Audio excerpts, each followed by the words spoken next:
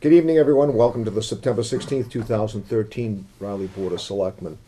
First, I'd like to call the meeting to order. Remind everybody that this meeting is being audio taped and videotaped. And first on the agenda is the Pledge of Allegiance. Larry White, the Finance Committee Chair, is here. Larry, would you lead us? Sure. I pledge allegiance to the flag of the United States of America and to the republic for which it stands, one nation, under God, indivisible, with liberty and justice for all. Larry, thank you. And at this time, I'd like to take a moment of silence. We're having too many of these lately, but for today, the shooting is down in the Navy Yard in Washington, D.C. So, just a moment.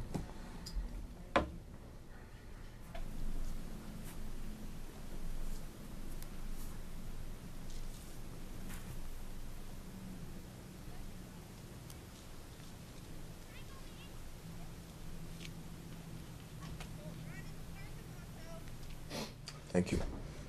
Last I heard, there were 12 killed. 12 killed, and 13th is the shooter, so senseless. I have no chairman's comments tonight. And just to tell everybody that citizen query will begin at 7:05. It will go till 7:15. So if you have any questions, if you're at home and you're watching, you want to run down here, you have until quarter after the hour. We have several appointments tonight. 7:15, we have a joint meeting with the Raleigh Library Trustees to discuss a vacancy. At 7:25, we have planner Katrina O'Leary to discuss Sheehan Estates. 7:40, we have an appointment, Town Common Restoration Committee. And that will be to discuss the trees and the watering. Next, at 7:50, we have an appointment with Conservation Agent Brent Baslick to discuss conservation restriction at 235 Dodge Road. At 8 p.m., we have the VFW Assistant Manager James Edwards to discuss liquor license at the VFW.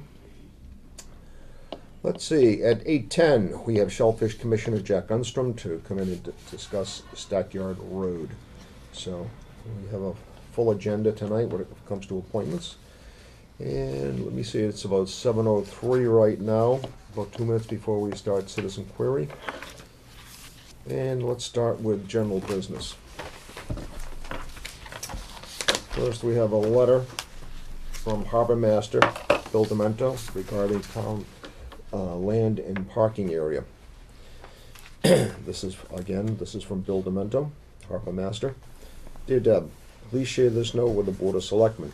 Just wanted to share a quick note with the Board of Selectmen to serve as a special thank you to both Ron Keefe, and acting highway surveyor, and Brent Baslick, Raleigh Conservation Agent.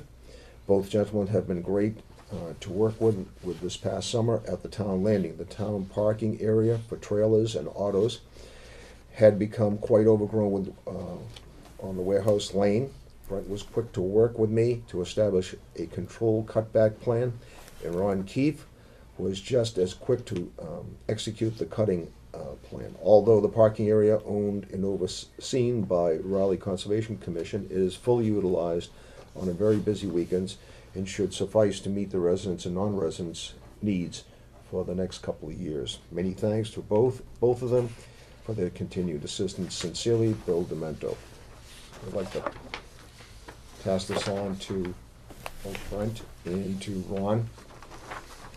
Okay. They do a great job. So, again, that's nice. Thank you, Bill, for recognizing both those gentlemen. Okay. Any discussion from the board? No, actually, they've completed the work and it looks very nice down there.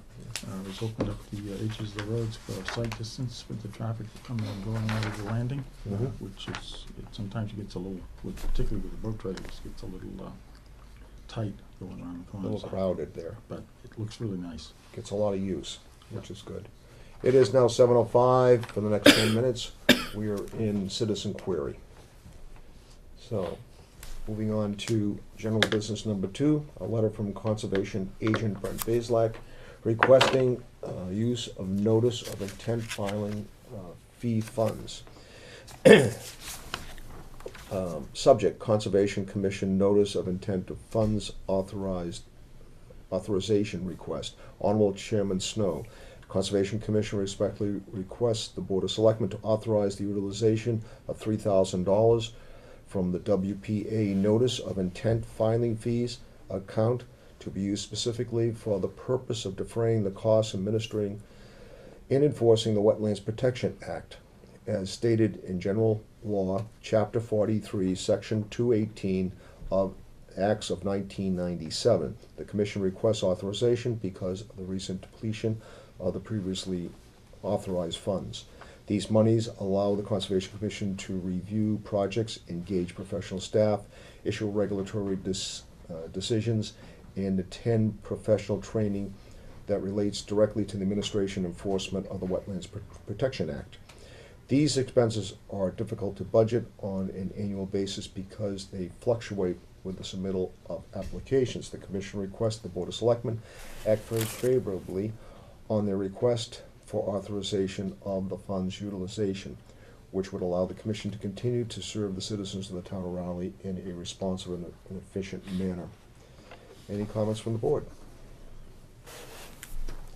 And that was sincerely Doug Watson, Chairman of the Conservation Commission. We have that authority? Excuse me? The law gives us that authority to Yes, authorize that? to requires Board of Selectmen vote. Years ago, it was a town meeting vote, but then the law changed. Okay. I'll give you the motion. I have a motion. Second. I have a second. Any discussion from the board? None? All those in favor? Aye. Thank you, gentlemen.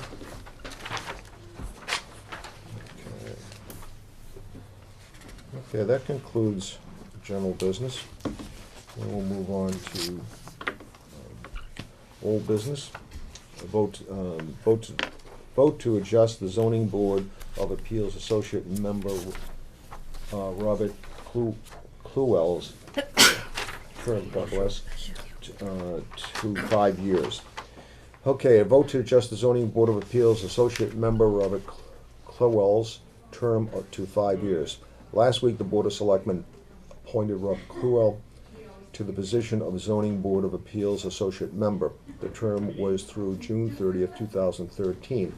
The zoning bylaw establishing the associate member seat provides for a 5-year term. Amy has spoken to Mr. Cluwell, and he is interested in serving for a longer term. The Board of Selectmen needs to vote to adjust the term of Mr. Cluwell as follows: September 9th, 2013 through June the 30th, 2018. Any discussion from the board? I'll make that motion, I make that adjustment. I have a motion. I'll second. I have a second. Any discussion? No, it All- sounded like a reasonable request, Okay. if that's what the original law was set, how it was set up at town meeting, so. We can, and he's willing to take it, which is even more important. That's more important. All those in favor? Aye.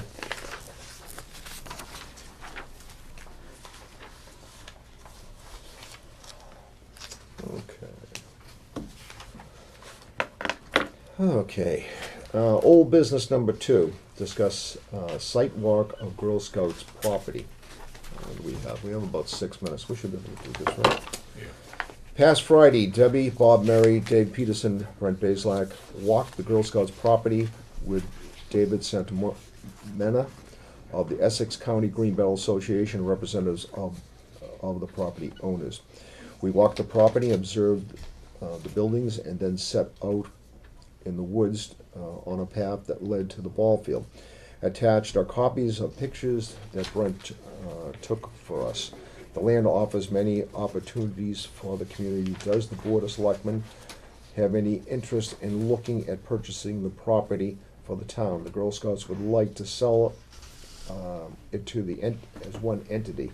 There may be opportunities for the town to work with other organizations on this endeavor. If the Selectmen are interested, then we would need to look at doing some preliminary work such as appraisal, soil testing, surveying work, etc. So, Dave and Bob, you could give us a report on the What, the Well, findings? actually, there's a set of pictures here, and we start out with the main entrance. It's actually referred to by the Girl Scouts as the center at 390 Weathersfield Street. Mm-hmm. And as we go through the pictures, there's some buildings here.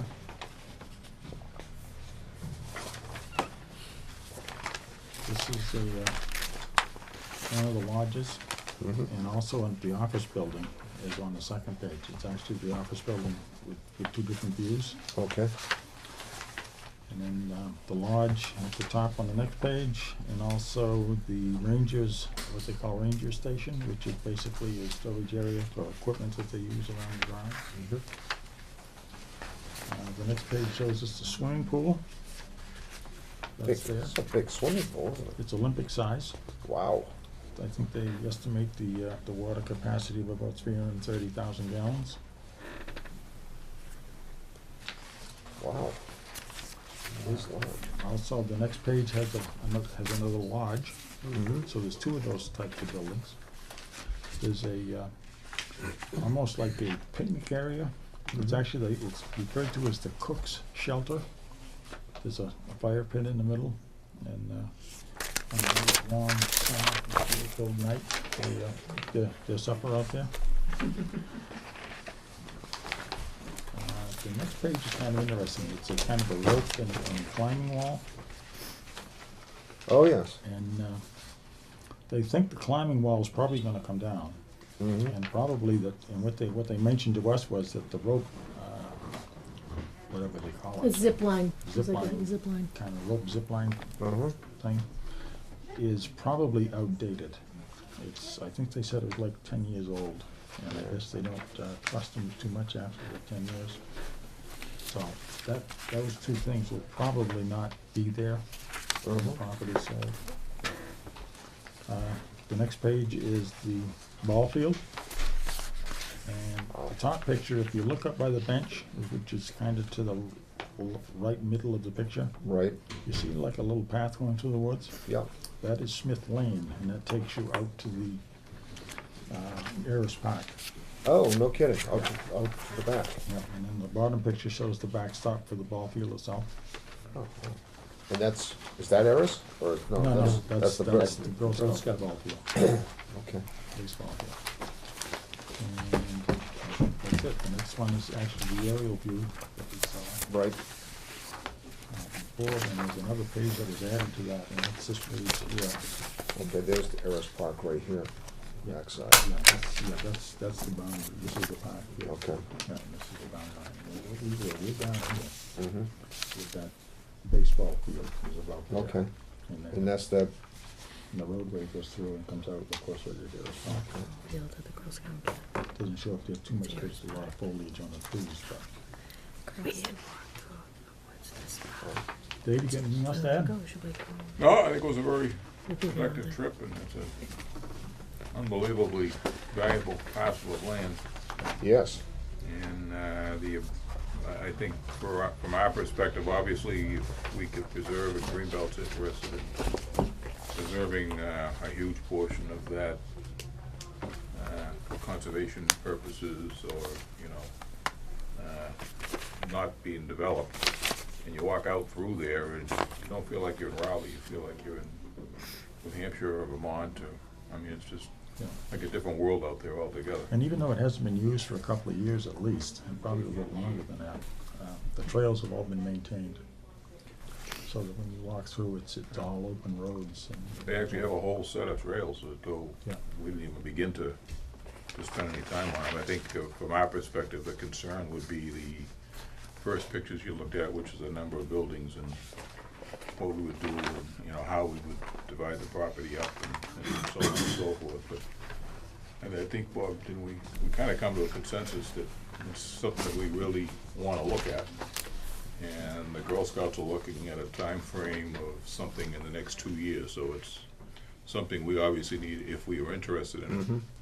We need to start on now, and one of the things we discussed briefly was maybe between now and going to the CPC, find out what kind of monies might be available, and that would also a notice to the residents that if we went and looked for a specific amount of money to help with the surveying and so on and so forth. And some of that can obviously come from CPC's own committee, but we just felt that it might be wise to set up a separate account to look at some of these initial costs to examine the property and let the public start to weigh in, so that if we run into some opposition or some people's concerns, we can begin to deal with them right away. And at the same time, hopefully, if the board and everybody agrees, that start working on, in a positive manner to look at acquiring this property and how we could utilize it. Because of the number of buildings and the facilities there, it's obviously open to a lot of different uses, and maybe in conjunction with a camp, whether it be the Y maybe, or there's a couple other camps that were mentioned that do more rugged types of outdoor behavior. So we really need to look at the possibility of, maintaining some kind of a camp facility out there, as well as us being able to use it for recreation purposes and preserving it. And going through the Smith Lane all the way to the Harris Park is really an incredible opportunity to. It's a huge parcel of land. It's like 187 acres, so it is. Plus or minus, we're looking close to probably 200 acres there. Wow.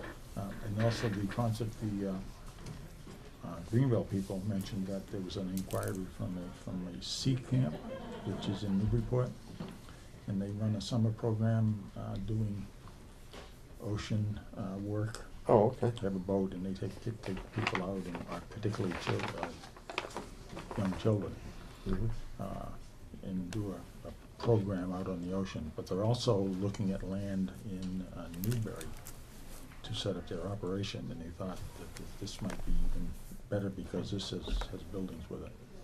So they've made an inquiry about it.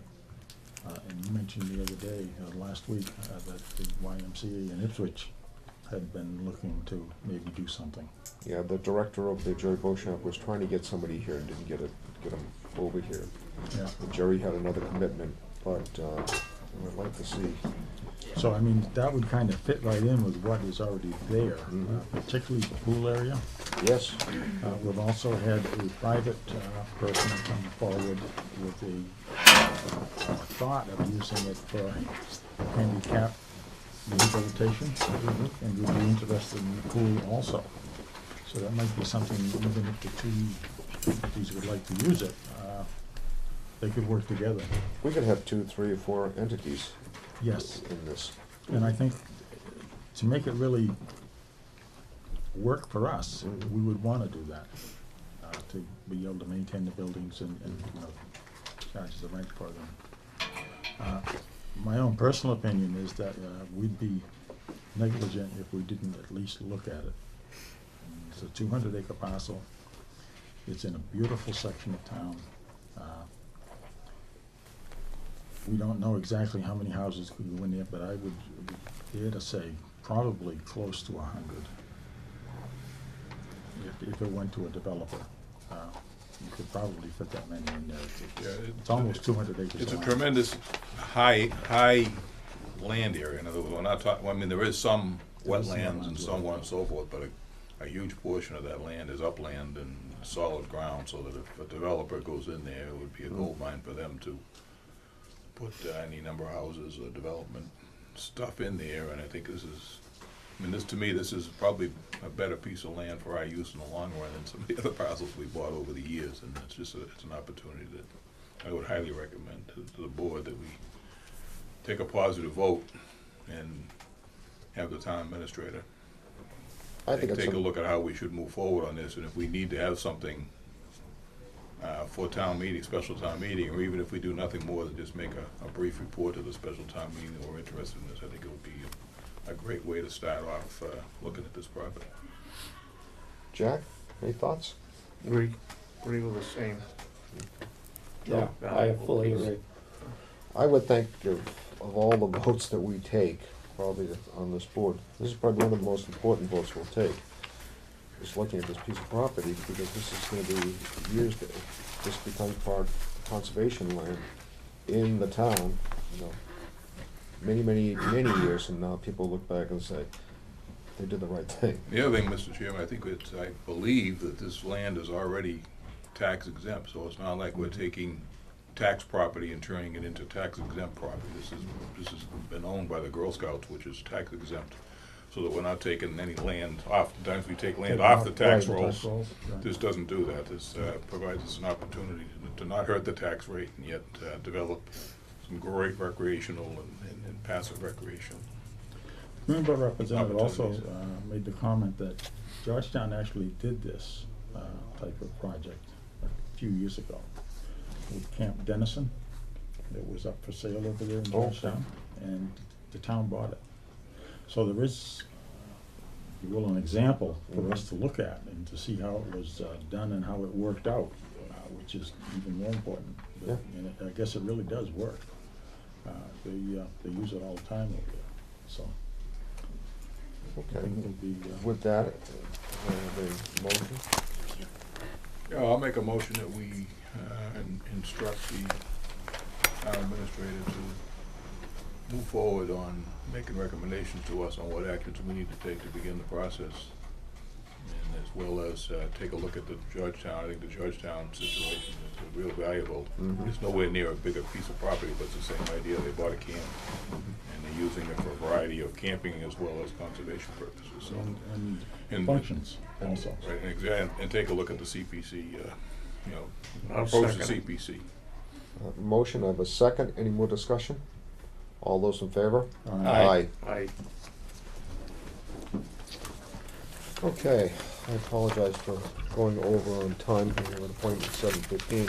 Citizen query is over as of 7 minutes ago.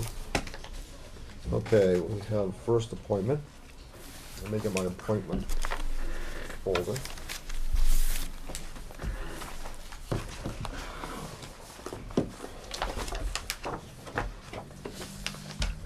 Okay. Library trustees are here. Okay. Okay, 7:15. Again, I apologize for being a little over. The Board of Library Trustees are here to discuss the library vacancy with Margaret Lemon. Okay. A call for a motion with a roll call vote to open the joint meeting of the Board of Selectmen and the Raleigh Board of Library Give me that Trustees. motion. I have a motion. I'll second it. Do I have a second? All those in favor with a roll call vote? Jack Cook. Can I? Aye, Joe Perry. I, Robert Snow. Hi, Robert Mary. Hi, Dave Peterson. Hi, John McCallum. Hi, Jen Peabody. Hi, Michelle Ford. Hi, Michael Clinton. Okay. Hi, Josh Matton. You're hiding at the back there, Josh. All right. Margaret, would you like to take a seat down front? We reserved the seat for you. Thank you. Well, first, Margaret, tell us a little about yourself, please. I live up on Bennett Hill. I'm a neighbor of Mr. Perry, and we've been there since about 2008 in the old Elwell house. I work in Boston. I'm a purchasing supervisor for a company called Natixis Global Asset Management, and I've been serving as the purchasing supervisor in different incarnations for about 14 years. So we have a 3-year-old daughter who is very involved in library story time with Miss Hermaine and Miss Anna, and she loves it. And of all the things that we pay for and do with her, the library story time has been the biggest success, and it shocks me that it's free. So I feel like the least I can do in exchange for that is to serve as library trustee. Bob, you have any questions? Can you explain to us a little bit more why you're really interested in this? Well, I'm an English major in college. I'm a daughter of a teacher. I have always been involved in libraries and history and literature. I have a 3-hour commute. I read an awful lot. And, it seems like being a library trustee is very much in line with the work that I do in terms of balancing budgets, purchase requisition, capital management. So I just felt like it was a good fit. So when my husband came home and said, they're looking for a trustee and I think you should do it, I said, of course I'll do it. So that's pretty much it. All right, well, thank you. Dave? Questions? Yeah, you obviously are aware of the functions of what the trustees do, and you're available for their meetings as they have them. Absolutely. Jack? Or- You do understand that when we appoint you, it'll be to fill an unexpired term, I think that's gonna work out great. and you will have to run in the next annual election to be voted on for the 3-year term. Are you willing to do that? Yes. Okay. Anything else? Yeah, under the state ethics law, all town officials and employees must take an online state ethics test. If appointed, would you agree to Absolutely. take the test? Yes. Any questions from the trustees?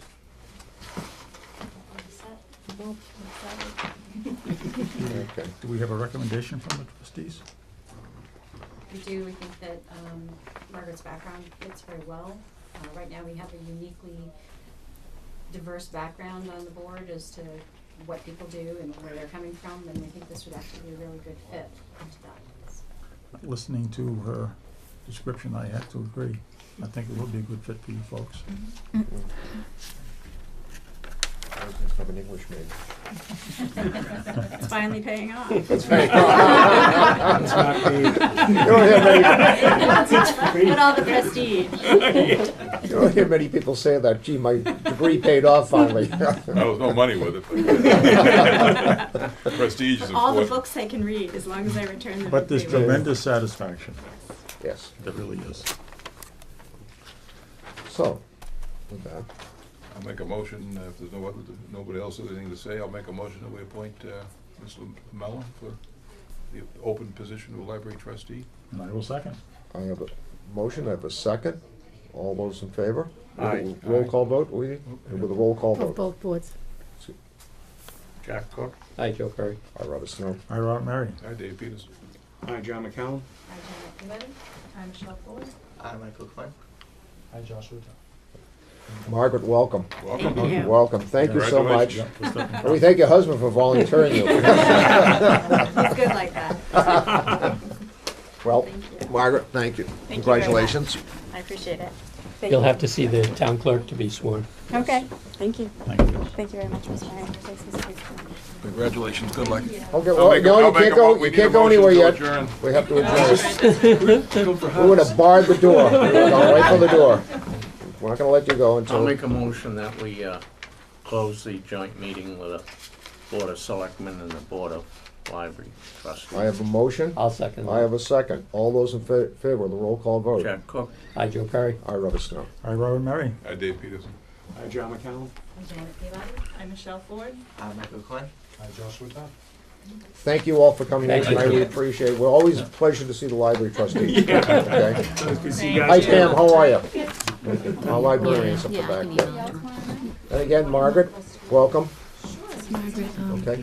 Good to see you. can send you an Hi, guys. official Thank you. notice you'll Thank need you. to get sworn in. Take your time. Yep. As always. To tomorrow. Okay, so Okay. See the town clerk, Josh, right after you get the paperwork and you email it. that in the next couple days. Yeah. Pam, Yeah, did I'll you send it get to my, her. I dropped something off over at the library for you. Came trustee, I didn't. chair. Okay. Janet? I think I saw it on her desk. Okay. Do you like cats? good night. Thank night, you very Margaret. Do you like Thank cats? you. Yes. Did you see me there? Good night, Pam, thank you. Good night. Good night. That's gonna be a nice fit for the library trustee. Yeah, they've got a nice Yes. cross-section of people. Yeah, You know, it's been tough every year finding people to run for that position, yet We find somebody on Bennett Hill along the way, the Road. appointments work out very well, so Yeah, it's good to see. people on Bennett Hill Road continue to serve. Well, it's not pushing. Yeah. And they bought Susan Elwell. Yeah, Charlie Elvis, yeah, yeah. I seen her with the okay, carriage. we're running a little bit behind time. We have a 7:25 appointment. Katrina, we reserved that seat for you. Okay. And, again, we have a 7:25 appointment, we're running 5 minutes late. It's now 7:30. Town Planner Katrina O'Leary to discuss the Sheen Estates. We need to have an article on the special town meeting warrant to take the bond posted by the developer of Sheen Estates, Kurzak Lane, so that we can finish the work the developer did not complete. The town is holding a bond in the amount of $22,377 for the completion of the work. Planning Board has asked its consulting engineering to provide a punch list of items that need to be completed. The cost is slightly higher than the balance of the bond. However, the engineer does prioritize the work and offers some ways to reduce the project cost. Once town meeting approves this article, Debbie will procure the services needed to finish this work. We are following the same procedure as we did with Fox Meadows development, whereby the contractor abandoned the project and did not finish the landscaping portion. A portion of the bond remained, and the town took the funds, and the selectmen used it to finish the work. Attached is a letter from the planning board to the Board of Selectmen. Katrina will explain the planning board's recommendation to initiate the bond taking for this project. After the work is completed, we will go to the Springtown meeting with a street acceptance article. With that, Katrina, I'm going to turn over to you, as town planner. Thank you, Chairman. Actually, that was a very good explanation of what the planning board is asking the selectmen to do. Under Chapter 41, Section 81U, the town has to appropriate the surety held for the completion of the subdivision. And so we need to have an article put on the town warrant so the town people can vote to give the town permission to take those funds, procure a contractor, and finish the subdivision. And it has been a long time. This subdivision was approved back in 2000, and people have been living there for 5 to 7 years now, or more. So it would be nice if we could finish this up. There's only very small amount of work items, some pavement, patching. The biggest thing is we do have to hook one home into the water line. It was the existing homes, because they're hooked into Haverhill Street right now. So we want to disconnect that and hook them into the new subdivision. And that's the largest thing on it, but it's doable. Any questions from the board? Yeah, I have a question. This is like the second, or I believe might be the third time that we've had to take these bonds when the contractors have abandoned projects. And I know in the past, we've had subdivisions that, well, I don't even know if there was no bond, or we ended up going through quite a gyration of stuff to get things accepted. In your knowledge, is there a way that we can set these things up in the future so that so the selectmen don't end up becoming the project manager to finish up Yes. these types of projects? There definitely is. I'm not sure what the case was in all the different instances. Maybe they thought they were done, or something was done wrong. Maybe in some cases they allowed the surety to be depleted to zero. I think that may have happened in the Fox Meadows case, where they thought they were done and they weren't done. I've actually, proposed a revision of the planning board's rules and regs. It's before them right now and they're reviewing it. In it, there are strict guidelines on how much of the bond or how much it can be reduced to, so that we don't reduce it to amount, say for instance, it was reduced to 20,000 in this case, but then 8 years pass and it gets more expensive to finish the work item, so it isn't appropriate anymore. In another case, for instance, at the Cindy Lane, Wilson Pond Lane connection, the planning board just had the consultant for that review the bond held for that, because it's held up in the state right now. So it's been about 5 years since anything has been done, and we do have to, that's an unfinished project, so they're reviewing that bond amount to make sure it's still adequate. And so we are taking steps so that this doesn't happen in the future. Also, something has to be said for having someone in the office watching things. They are a volunteer board. They're not in the office. They can't keep track of things like someone full-time in the office. Is there a time frame? In other words, when the developer appears like they're not going to finish, is there like a time frame, or a reasonable time frame that, in other words, it's been 2 years since the developer did any work on this particular road, that we should step in, or is it something that... The way this town does it is when a subdivision is approved, there's an automatic 3-year construction completion date. What should happen is when that expiration date comes up, they have the developer in and they ask him, why haven't you finished? And if there's good reason to give him an extension, they grant an extension, maybe 1 or 2 years. I'm not sure that happens all the time, but it should happen. And so at any one of these expiration dates, they can say, nope, we're taking the bond, we're gonna finish it, you're taking too long. Or they can tell them to hurry up and finish it, instead of just letting them take as much time as they want to finish it. Okay, thank you. Mr. Chairman, just because I've worked closely with the planning board, and then Katrina, when she came on board as the planner, I just had a couple of questions as well. I've noticed that the bonds do get released, yet house lots are getting released, and it seems to be, couldn't the house lots be held up until the road's completed? They're not paying taxes on that road. The assessors are not taxing the road. That's private property.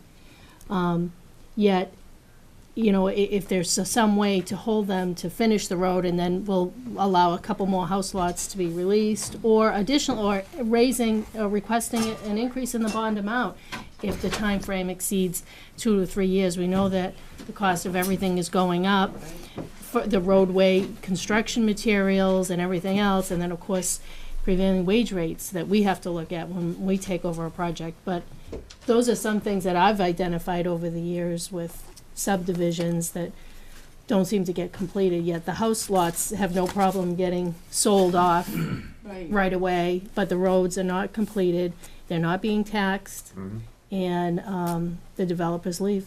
Having served on the planning board, I do know that that punch list, you know, that the time frame, it just gets dragged out and dragged out and dragged out, and by the time, you know, there may be a change in the planning board, who was on there. You know, and you have members, and there's memory and forgetting, and people, you know, Right. the Developments all could these, just get lost. everything, in the shuffle. things fall, you know, between the cracks, let's say. Right. But now, I think now we have a planner, I think we'll have less of that going forward. Hopefully. I mean, that's when I was on the planning, but that's one of the things we look forward to, is someday having a planner to look, make sure nothing falls through the Hopefully through you'll the see cracks. some improvements. Yeah, You raised a point that I just did want to cover, the wage rates.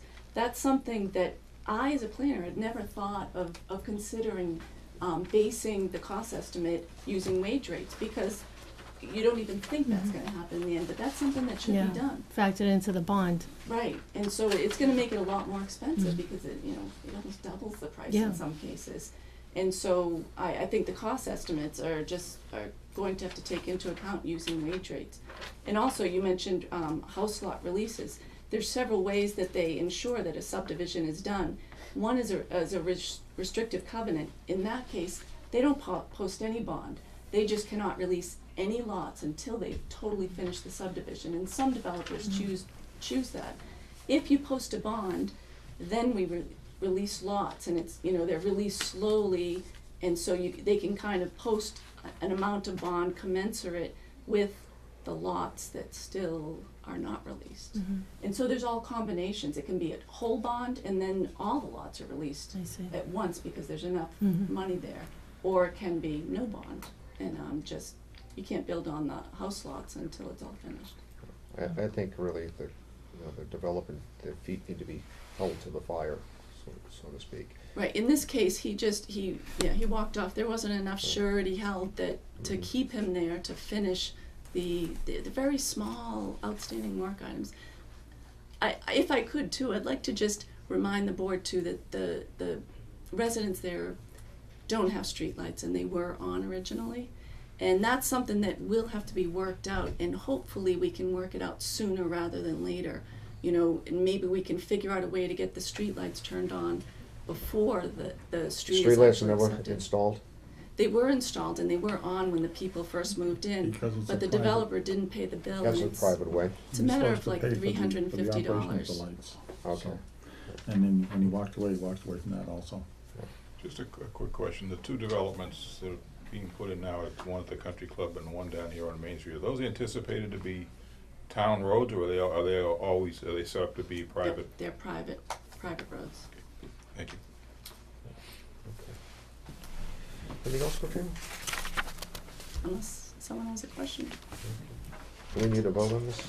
No, so we'll have an article, just, Mrs. O'Leary just wanted to explain what the game plan is for Gerzac. This is what we need to do first. It's not a street acceptance, it's taking the bond, doing the work, and then getting it on for the spring. All right. All right, Katrina, thank you for Thank coming you. in tonight. Thank you very I much. think I may stay for this next one too. Okay. Okay. Caught right up there, Bob. I didn't have to speak for like 30 seconds to 2 minutes, did I? You're right there, right Okay, on top 7:40, okay. Okay, 7:40, our next appointment is with the Town Common Restoration Committee, Dan Sapansky. Dan, we reserved a seat right up here for you. Thank you. Okay, and, member of the Water Commission, Stu Delzell, come on down, Stu. Okay, it's always good to see you back in the office, Stu. Thank you. Okay. Board of Selectmen requested Dan Sapansky and Stu Delzell to discuss the town common project and access to the water on the common. With that, I will turn it over to you, both of you gentlemen. Not even a comment. I sat here last week and said Oh. that we would have trees. Oh, I will make a comment. It was so nice. I took a ride downtown yesterday morning, and I have to say, that looks great. Thank It you. really It does. does. It is so nice, and my phone stopped ringing. So, Well, hopefully they're all positive, and hats off to, especially to Steve Harrison for designing it, the light and power folks, DPW, Ron, just phenomenal job, and the entire committee. And of course, the town for backing the project. But I think it came out great. Been a long time discussing, and it's great to see them there. I think the next thing, I think everybody's gonna look forward to is the lights, at Christmas time. And, I think we need to kind of talk about that. Wasn't there some question about whether we could actually put them on? the Yeah, there was some trees the first concerns. year? Steve Harrison and I were looking at the trees this morning, and he thought that they could probably handle some lights, just not probably the I think I would agree that we shouldn't light them if we were using the old lights, right, because they were much heavier and actually a lot hotter. right, The last couple of years, we've actually used LEDs, Right. which are much smaller, much lighter wire. right, uh, right, And very little heat. right. So hopefully we'll be able to maybe decorate them again this year. Yeah, and I think they could certainly handle a string or two. And if I could indulge the board for 1 minute, I remember the story, Mr. Murray, of you planting that dogwood by the Civil War monument. Yeah. And when the light department was taking the tree down, I said, you know what? Do me a favor. I need a walking stick. Oh, my God. oh, So there you go. Well, thank you very much. Let's just hope my wife's not watching. Yeah, and I hope that the ethics department won't think Yeah, that the value of that we're- is over $50. Probably not. Well, you left the bark on it, so it's unfinished. Yes, it's not a manufactured product. Well, Dan, thank you so much. You're welcome, and we That's do, pretty neat. Great. and the 2 dogwoods are yet to go in. So, if you're around when I talk to the contractor, if you want to throw a spade of soil in with one of those, Absolutely. you can And I've say been kind of that. watching it, so. Okay, good. yeah, that was great, thank you. That would be very nice if I could do that. It really Okay. would. We'll make sure you get that The opportunity. board itself is kind of thinking about maybe dedicating that particular dogwood to Bob Curley Okay, as the former tree warden who actually planted the original. okay, So that would be kind of nice. okay. How old was that dogwood? We set that, and it was about 1965. 64, 65. I started working for the town in 64, and then I went to work for Bob on weekends, doing tree work. And it was one of those Saturdays that we planted that tree. It was in the 65, 66 area, right about then. So, You're showing your age now, Bob. I know, Stu. Believe me, I'm feeling it too sometimes. That's why the walking stick is great. I have to share that. Mr. Chairman, the concern that I had brought up last week and Mr. Sapansky had come in was, and after watching the water board meeting the week before, goes back a couple of weeks now, in terms of how we're gonna handle the watering of those trees. And I know the water board had made some commitments way back when that they would do certain things, and after watching the water board meeting and what they're going through with their budget and stuff, it was my opinion that we really shouldn't expect them to be purchasing supplies. They really don't have the funds to purchase pipes or water lines and various nozzles, and I have some concerns myself personally that we should even be burying water lines over there. And it was kind of like what we really wanted to discuss was the fact that we're gonna hire a contractor or whatever, or rent a ditch digger or whatever. I know I went by there tonight on the way down to this meeting, and the common looks gorgeous. The contractor has done a great job of repairing, where some damage was done due to the digging of the trees, et cetera, and it's really looking good. When we get some rain out there, it's gonna look nice. And I'm just concerned that, is there a way that we can, that there's two spigots out there, there's two different hydrants. I know when I worked in Boston years ago, you look at these companies that come in and clean out the water lines, and they run surface hoses to people's houses and stuff from the hydrants, and I'm just wondering if, rather than getting involved in digging up underground and disturbing the common again, would it be feasible to assist the watering the trees through surface lines or hookups to the hydrants or the spigots? And I realize that the water department, and I know you, Stu, mentioned the fact the department feels an obligation because they made the commitment, but I think a lot has changed since that commitment was made, and I think we recognize that a lot has changed, and we certainly don't want to put the water department or even the highway department budget, if they're going to rent a ditch witch or whatever, to take the funds out. I know we spoke briefly to Dan last week, and they have some funds available if we do decide to buy some stuff to water them.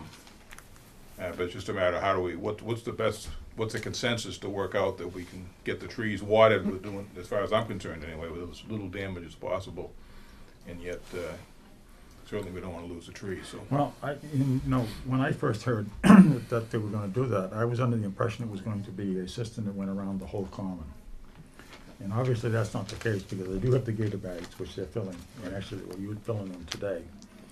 And the lower end of the common, where it's narrower, the fountain that's there has a hose bib on it, so they can use the hose on that one.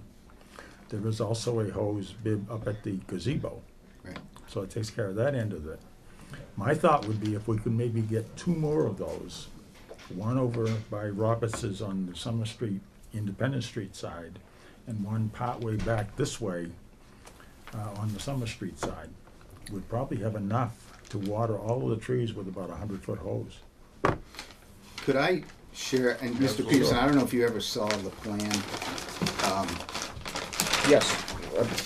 Yeah, we have. Can I Sure, just no, impose upon absolutely. you?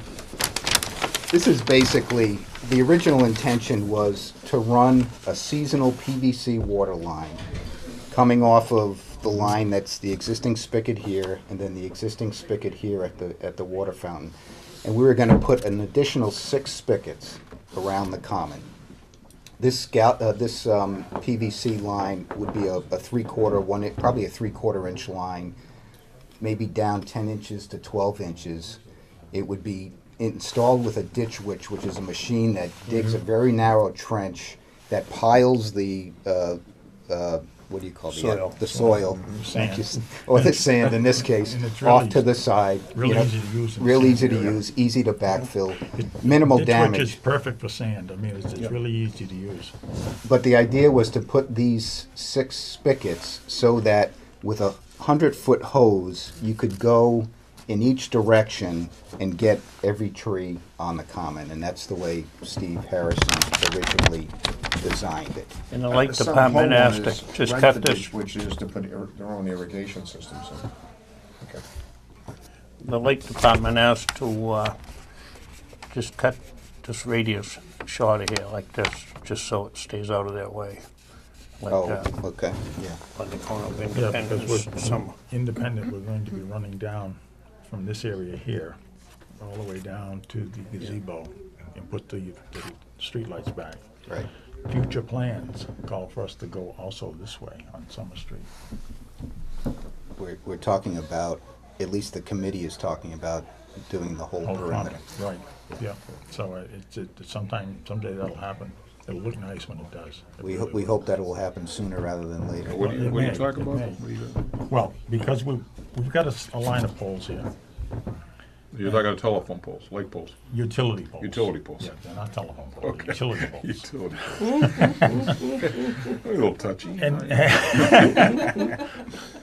Not you what I get that used- way after 35 years, Dave. Yeah, I'm It's not sure. what I used to climb, but You climb telephone poles, I climb utility poles. I went higher. no. It's all secondary, so it's very easy to bury that and put the poles. Actually, there used to be a sidewalk there, so the poles themselves, when they were put in, wound up in the street. Right. And the sidewalk got abandoned, and the poles are still in the street. So the one thing we wanted to do was get them off the street. That was the first part of the project. Right. These over here got actually set behind the sidewalk, so on Summer Street. But it would be a nice project. And the light Really department is committed to put, I think it's 6 lamps, new street lamps. Posts You know, and lights, they're gonna be. Nice, posts. very similar to what's out here when the Okay. library Yep. was done.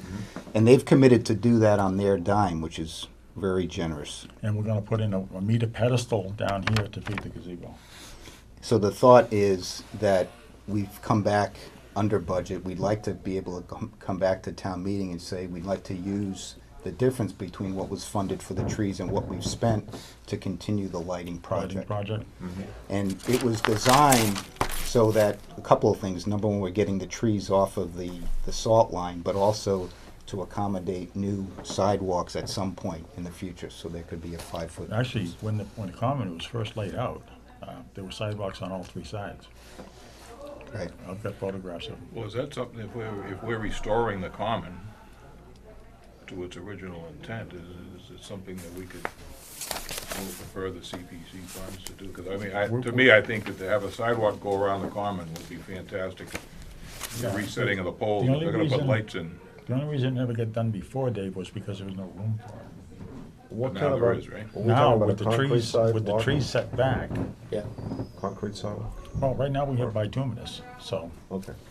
but would it be worthwhile to, I mean, I personally think it would be worthwhile to, that would, I mean, if the trees look really nice and set back, to be able to, once again, that would encourage people to use the common, to have a sidewalk over Yeah. there. I mean, Right. it would be, Right. it would be, I think it might be a good idea to Right. take a look and have, if CP, the money you have left, and how much money do you have left, Ian, or will you have left at the end of? Well, I hate to go on record because I don't have the exact number, but I It's think we're gonna have, About 20,000 at least. Oh, really? yeah. So there's, in other words, for my original question, which was to install a water line, with some assistance from the town, but not putting a burden on the water department or the highway department, do we have enough money to be able to bury that line? And what do you think? The water department committed to this year, a year and a half ago, and that's why I would like to see this done.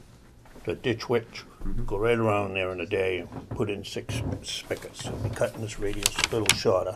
You're only going down about, Yeah, say, a foot. we're gonna need that radius because we're gonna pick up the secondary off of this pole that's set here to supply Independence Street, to also supply Summer. So we use the same drop. Come along October, the water department with their compressor could blow the line right out for them, so it doesn't freeze in the winter. Well, could we get use the funding currently available to at least buy the equipment and rent the ditch witch, and then if we can get the town departments to take charge of the installation, whether it be the highway or the water or a combination of both, without committing them, in other words, it seems to me if we're gonna, that's quite a bit of piping we're talking about going all the way around. Pipes, It's not expensive stuff. I mean, we very, can, yeah. very inexpensive. Okay, I'll leave it, I mean, I just wanted to confirm what we're doing. If you guys can do it, that's fine with me. I just wanted to, you know. And the ditch witch, I think the rental's under $400. All right, well, if You it's- go right along, put the pipe in, With the sand, it'll go Yeah, no, it looked like it was good Quickly. digging out there, it's easy digging, in fact, that's probably why the common And they dries come out. right along So the much back. sand, The The hardest there's part no is, water. each tree, you need to cut the pipe at that particular, and then. Oh, are they gonna put four? No, there's four only, spigots? only 6 spigots, so. Okay. So there isn't gonna be, there aren't gonna be individual, watering devices at each Oh, tree. each tree. Right, right. All right, then I'll leave it up to you guys then. I'm glad we had the discussion, because I think it really is something that, so we all understand exactly where we're going. And I would, if the water department and the highway can handle it, that's fine with me. And I just don't wanna strap their budgets, because particularly the water department, we cut their budget back Yeah. substantially this year, so I don't want them to have to come back and say, well, we did the common for, Right there. Yeah. $4,000, and now we don't have enough money to do whatever, but I mean, that's just, and I'm not saying that as a criticism, it's just, we did cut them back, and then Right, we just wanna get everything done, and there is money available, so it isn't a matter of not having money. right. And I would, looking at the sidewalks, I'd say, gee, let's really take a look, maybe your committee can take a look, Dan. Yeah, no, that's when we laid out the plan, we had all of those things in mind, so. Come up and take a look at something. We'll for- appreciate your support. At least, if we don't get it for this fall, at least for the Springtown meeting to have take a look at it, and I think, it does look beautiful, so far so good, it Yeah. looks looking good. I think you did a great job, Dan. Well, the team did a good job. It was a lot of fun. And these spigots are available for other activities on the common? Yeah. Okay. What's, How long will the gator bags be on They'll, trees? if you recall, we left the ones out here for up to 2 years. 2 years. So I think it all depends upon weather, but those gator bags will be left on all winter, How often they? depending upon weather. Okay. was it 2 to 3 days? They fill Yeah, them up? yeah, Yeah. yeah, Okay. yeah. But And they, What's the the, contractor's gonna take care of filling those bags for the next 2 years? Next year. Next year. yeah, Okay. so the trees are guaranteed for 1 year and the watering plan is for a year, Okay. so. Dan, are they gonna, they're in now, but how often will they show up to fill the bags and stuff like that now? Are they gonna be Yeah, a it couple depends times upon a weather. week? Yeah, it depends If it upon gets whether warm, if we get get some decent rain. rain. Yeah, Yeah. yeah. They're It actually worked out pretty good They were with there what we today. got last week. Yeah, Yeah, they were they there were. today filling them. Yeah, Yeah. yeah, and they put Worked the out mulch good in Friday today. too, because it was pouring rain and Oh they yeah, still put the they trees worked in. right through. Yeah, Yeah, yeah, really helped. yeah. Now, what's the footage? The water department looked at it, Stu, what the footage would be to put these in? Well, each tree How much is you gotta, between each right tree away? is about 42 feet. So, you're probably 600 feet, 1,800 feet maybe. But again, you may not go the entire 1,800 feet or whatever it might be because you're going to be coming around, shortening the corners. And like you said, there's only 4 spigots, so it's not gonna be, most of the, It's just straight pipe, they're straight pipe. and it's all That blue plastic pipe, yeah, PVC. PVC. Yeah, if you were cutting it all the time, putting attachments, sprinkler attachments, that's when the price would go up. Right, exactly. yeah, we did the project over the cemetery and we didn't spend $900. That was the digger and everything without Yeah. help over there. It goes Yeah. pretty quick and with sand over, Right, down the whole avenue. right. It's pretty cheap. Okay, Very good. thank you. Thank you. Good to see you all. Nice to see Do you. we have the blessing of this Thanks board again. to go forward on the water with the Yeah, ditch thank like that? Okay, thank you. Nice to see Stu, Joe. always a pleasure. Thank you. Dan, thank you for coming Thank you. in. Stu, good luck. Thank you. Do we Thank need you for a- coming in. It's good do we need any- discussion. If the board wants to take a consensus motion Let's take to a authorize consensus this, motion, that would okay? be, Don't leave yet, for the Dan. record. I'll make the motion since I brought it up originally. Okay, I have a motion. Do I have a second? Second. I have a second. Any discussion? All those in favor? Aye. Aye, Aye. it's official. Thank you. Okay. Thank you. Thank you. Dan, Stu, thank you. Thanks, Stu. Great, good discussion, valuable discussion.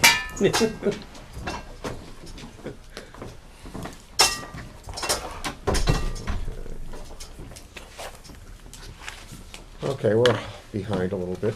Usually we're ahead or we're extremely behind. Okay, it's 8 o'clock. Jill, I take it, Jill Mann? Yes. Okay, Jill, we reserve that seat for you. Okay, Thank you for very Brian. much. Okay, we're 10 minutes late. We have a 7:50 appointment, we were supposed to start 10 minutes ago.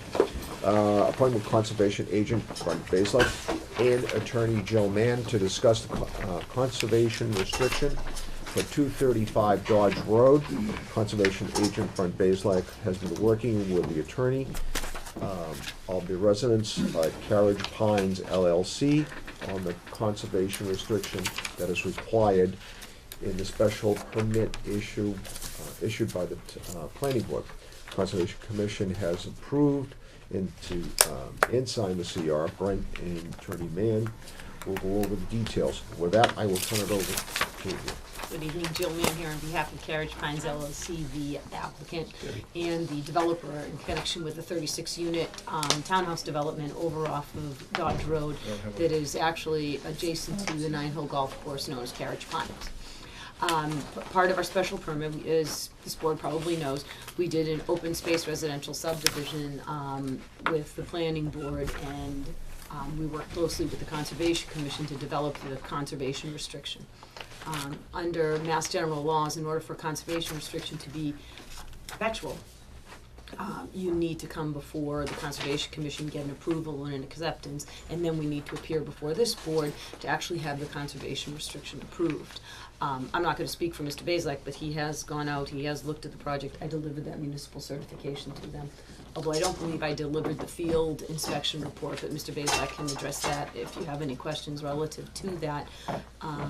And what I did deliver is a copy of the CR that I delivered to Ms. Egan to distribute amongst the board. And then I did deliver one full copy of the entire package that includes a couple of hundred photos and mapping and various other requirements that we had to deliver under I know it's huge, under the application for a conservation restriction, all of which has been reviewed by Mr.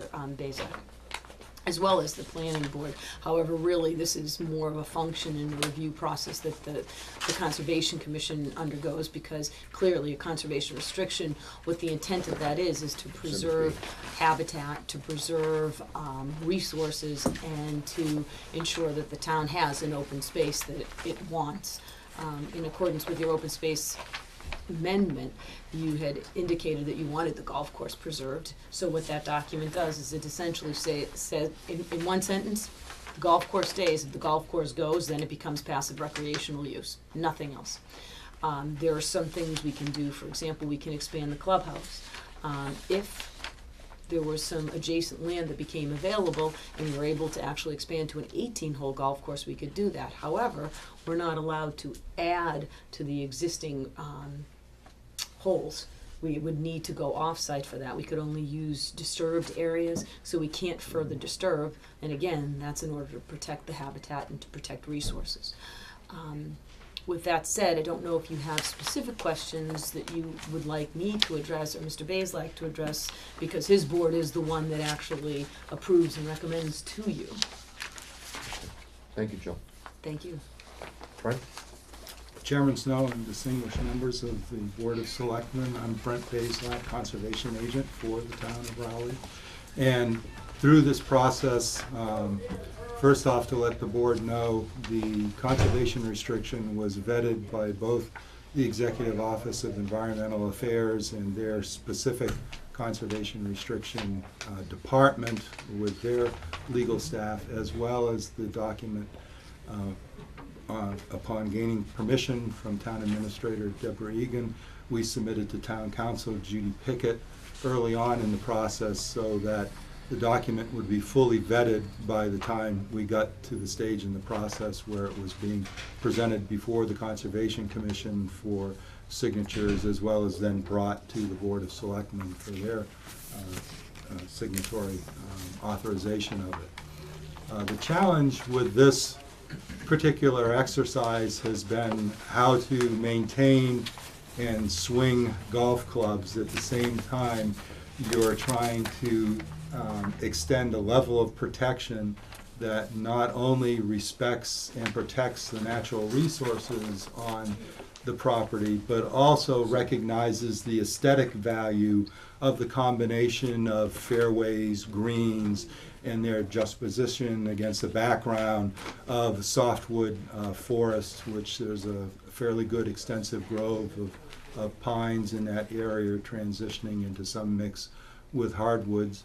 We also have the the kind of funny association of the fact that we have three potential vernal pools, which are all located either next to greens or fairways upon a section of the course, as well as the fact that we have three ponds directly in the center of the course that have been utilized for irrigation that provide waters which flow into the Mill River a short distance downstream.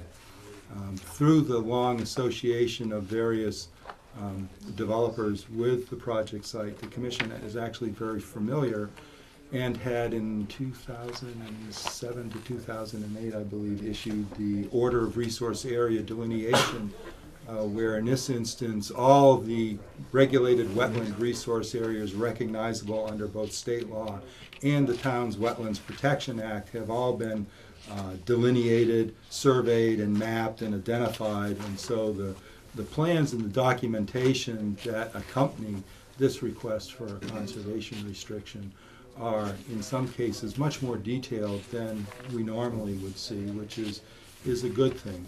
As I said, though, the challenge has been, though, to craft a document that met the criteria of both the state as well as the Conservation Commission and allowed the applicant to fully utilize, if they so choose, and operate an ongoing business which the citizens of Raleigh, through their change in the zoning bylaws at some point, recognized as being a protectable and valuable asset to the community. And so here today, I can offer both the recommendation by the Conservation Commission on this CR, because the Commission voted and signed on their signatory page on September 10th, as well as the fact that I recently conducted the field investigation with the applicant's engineering firm as well as the principal, and we, to their chagrin, chose the warmest day or the warmest afternoon, and It's always the way, isn't it? and me, who likes to walk, insisted upon walking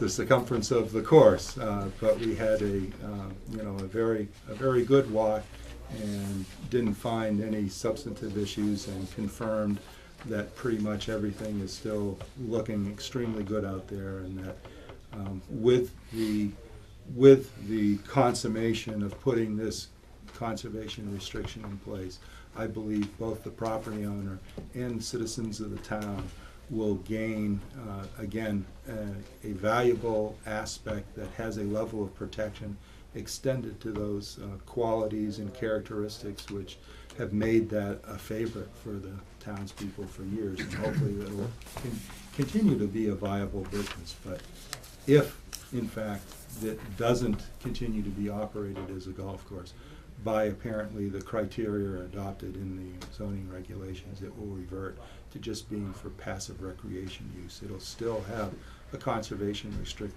restriction over the significant portions of the property, and therefore the natural resources there and the wetlands and the fields will be protected. So. Well, being part of the planning board at one time and knowing the ups and downs of the project out there in the past 8 years, it's nice to see this come to fruition. Mr. Chairman, I have a question regarding just what you just talked about. The land remains owned by whomever. Yes. We're putting what town is having them agree to the conservation restriction. Now let's say that the golf course goes for 3 years and goes under. By us restricting, establishing a conservation restriction, what is the value then of the land to the landowner, and are we ultimately at some point liable for a taking without paying? I'm probably not saying it right, but No, I you probably understand the understand I've seen cases in the past where the things go to court where you made us do this, so therefore you deprived us of the use of that property. No. It has nothing to do with any of that at all. No, this would not be considered a taking. This is not linkage either. What it is, it's an open space residential subdivision, so part of the criteria is that you actually dedicate an area to open space. that's the way it is. We can assume the golf course were to go out of business, right? It happens all the time. The landowner is entitled to sell that business or that golf course to another operator or to lease it to another operator. So it continues to have the same economic benefit, and it submitted itself to the OSRD voluntarily, and it was given certain, if you will, density benefit, and in order to dedicate this particular area of the land as open space. So the housing portion of it is where they get their equity, or got their equity. 100%, yes, And then correct. this is a conservation or a open space Right, land. that's why it is not linkage, you did not ask us for something, in order to get it. The point is an open space residential subdivision requires open space. Right, okay. And The the land CR has two only uses, covers I'm the sorry. open space, it doesn't cover what the land that they're using for their enterprise. Okay, So if they go under it, they still have that portion of the land that they can do something with. right, but they couldn't So, build houses, Lisa- you couldn't build houses on it. Absolutely not. It would have to stay, if it goes under, it would either has to stay as a golf course, or Passive basically open be space. passive. Period, nothing So, else. The land has two designations, that's it. Yes, Golf open, course or open. exactly. Mr. Chairman, I believe there was a comment from town council too, that she was pleased that the CR on the subordination of the recording was going to be one of the top documents in the recording sequence. Oh, it does, it has to. So that if there was a foreclosure, the order will take precedence of the CR in that recording. So if there's a mortgage or some other documents that are gonna be recorded as part of this So what do, parcel with the golf course, this rises to, as a priority. yes, so for example, when we, not even for example, if the fact of the matter is when we did it, the bylaw requires that the open space be owned by a separate entity, not an entity that would operate, any kind of a profit entity. So what we did was we have one entity owning the residential and another entity owning the golf course. I actually tried to get the bank to agree not to put a mortgage on it, so you'd be prior without any subordination. But their point is what would happen if the developer didn't have a success? They wanted to be able to fully control the open space, because that's where that's where you get the value, by the way, is the open space gives you value on your residential. Right, that's true too. But we do have we have gotten that, and I did communicate that with Mr. Bazelak, that we got permission and approval, from our bank of the subordination that Attorney Pickett had requested, so I'm getting it signed tomorrow. Thank you. Any other questions? Now, there is, if I can just mention. Yes, Brian. There is one more step, and that is, I do have an affidavit of the grantee in regards to the baseline documentation. There was comment made about the size of the baseline report, which has a lot of photographic imagery in it.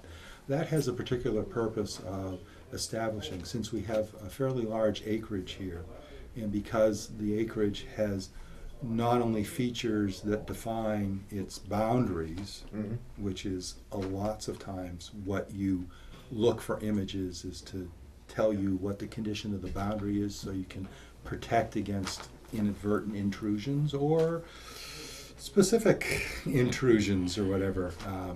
In this case, there's a substantial amount of documentation because of the features that are internally found on the course, such as the greens and the fairways and the ponds, etc. So, but that also provides a record that is capable of being used henceforth into the future, again, to establish and to monitor and see what changes occur on the property, whether they're just natural changes to the plant community, the woods, the forests, or whatever, or whether there's some inadvertent changes that occur that then need to be reacted to. We have,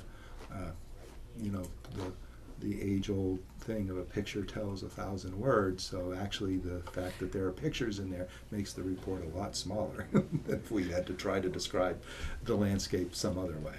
And I have, once the CR gets recorded, I have an affidavit to attest and to consummate, which then references the recorded CR and basically says that, that baseline report is a fair and accurate representation of what the landscape and what the grounds look like. All right, thank you, Brian. Anything else we need to? I think everything is in order. I believe Attorney Mann was bringing the original documents. That's not in that set there. Do we These need were to large sign? files. So there'll be a vote, a motion, and I believe Mr. And you actually have to Basil read will that notarize Yes. that. verbiage in that. To read it into the record. Yeah, please. We, the undersigned, okay, this is approval by Town of Raleigh Board of Selectmen. We, the undersigned, being a majority of the Board of Selectmen of the Town of Raleigh, Essex County, Massachusetts, hereby certify that the foregoing conservation restriction is accepted pursuant to General Law, Chapter 40, Section 8C, and approved pursuant with General Law, Chapter 184, is that correct? Yes. Section 32 at public meeting duly held on this date, 2013. With that, do I have a motion from the board to sign the document? I'll make that motion. I have a motion, I have a second. Any discussion? All those in favor? Aye. Aye. Okay. Where did my pen go? It's under here somewhere. Here, wait a minute, here it is. There we go. It's the official pen we're gonna sign. Notary in action. Let me Note the notary. take this apart so it's just easier to pass around the table.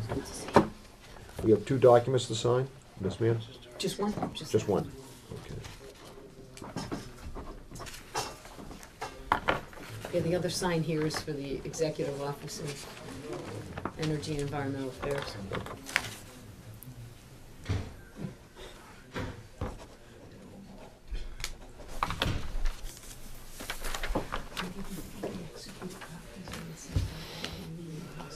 Chairman Snow, if I may use you as the example signatory? An error here. Yes. Brent, there is an error because it says Stewart Desel. Oh, Oh, just, Stu's no longer. We can cross that Oh, out. cross it out. We can cross that out. Okay. that's not a problem. You could just print your name underneath and then sign it. Gee, Dave, I thought everybody knew you were on the board. Well, you know, this Yeah, document was this is- I was created. gonna say, we started this a little while ago. I just don't want to have it be down the road, somebody says, oh, wait a Yeah. minute. No, it's fine, it's fine.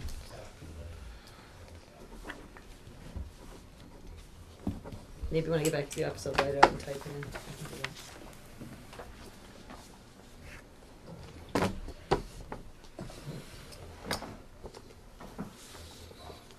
Two signs. Oh, it's just, there's one in that executive office. Those buildings out there growing like mushrooms. Every time I go by there almost every day, and it's like, wait a minute, there's another. We Chairman thought we Snow, were may going I to have do it that in 5 before you phases Yes. first. Yeah. We're doing Sorry. it in 2. We sold out the entire first phase. It's been wonderful. People really want to come here and live here. Are they all sold, or are they? No, because we have to do it in 2 phases. So we have Okay. first part of the road, but we have, I think, 18 sold right now. Really? Yeah, and we might have a total of 20 under contract though. Yeah. But, yeah. Oh, it's been I wonderful. guess the economy's changing. Well, you know what too though? It's a beautiful, beautiful piece of Oh, it's property. a great spot. Yeah, it is. And to the credit of the planning board, they really did make it a very aesthetically pleasing. They asked for some changes that really made a difference. They did. Yeah, no, So it looks really I have to nice. give them credit. You know, having said, I was in the beginning of that on the planning board 8-9 years ago. And going through it, it's very nice to see that all the changes that's happened It out there. was- And then the golf course is gonna stay. Well, that was something that we had always wanted. And that's actually what made my clients purchase the property. One of them is a golf course developer, like that's what he does. He goes out and he finances them and develops them. So that was key to the decision to acquire and develop. And it's, I know it's a tremendous amount of activity, but in about 3 months, you'll be able to go out. And Oh, yeah, no, you beautiful. can really see it taking shape. It is really, We're really gonna nice. finish all the landscaping in the first phase by the end of October, so and the landscaping is absolutely beautiful. There's this big center, island where the road breaks, it's just beautiful, and then the front, a lot of the front, thank you. And that whole area coming down through Dodge Road, the farmland and the woods. And Yes. The houses are nicely set up there. So the Yes, whole thing it's- is just aesthetically, it's really. It really is, Really is. it turned out very well. Yeah. Very well. With that, anything else? I think we're all set on this, right? Thank you very you much, very I much. appreciate Thank your you, time. thank you for coming in tonight. Thank you. Brent, it's always a pleasure to have you before the board. Thank you. Thanks, Brent. If you He don't loves mind, being here. may I stay? I believe I have at least one more item. We're not gonna let you go.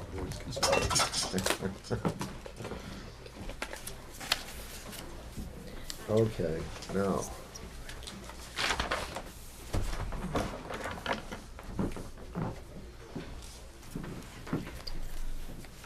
Again, like I said, either we're ahead of ourselves or behind, okay? We're behind tonight, so.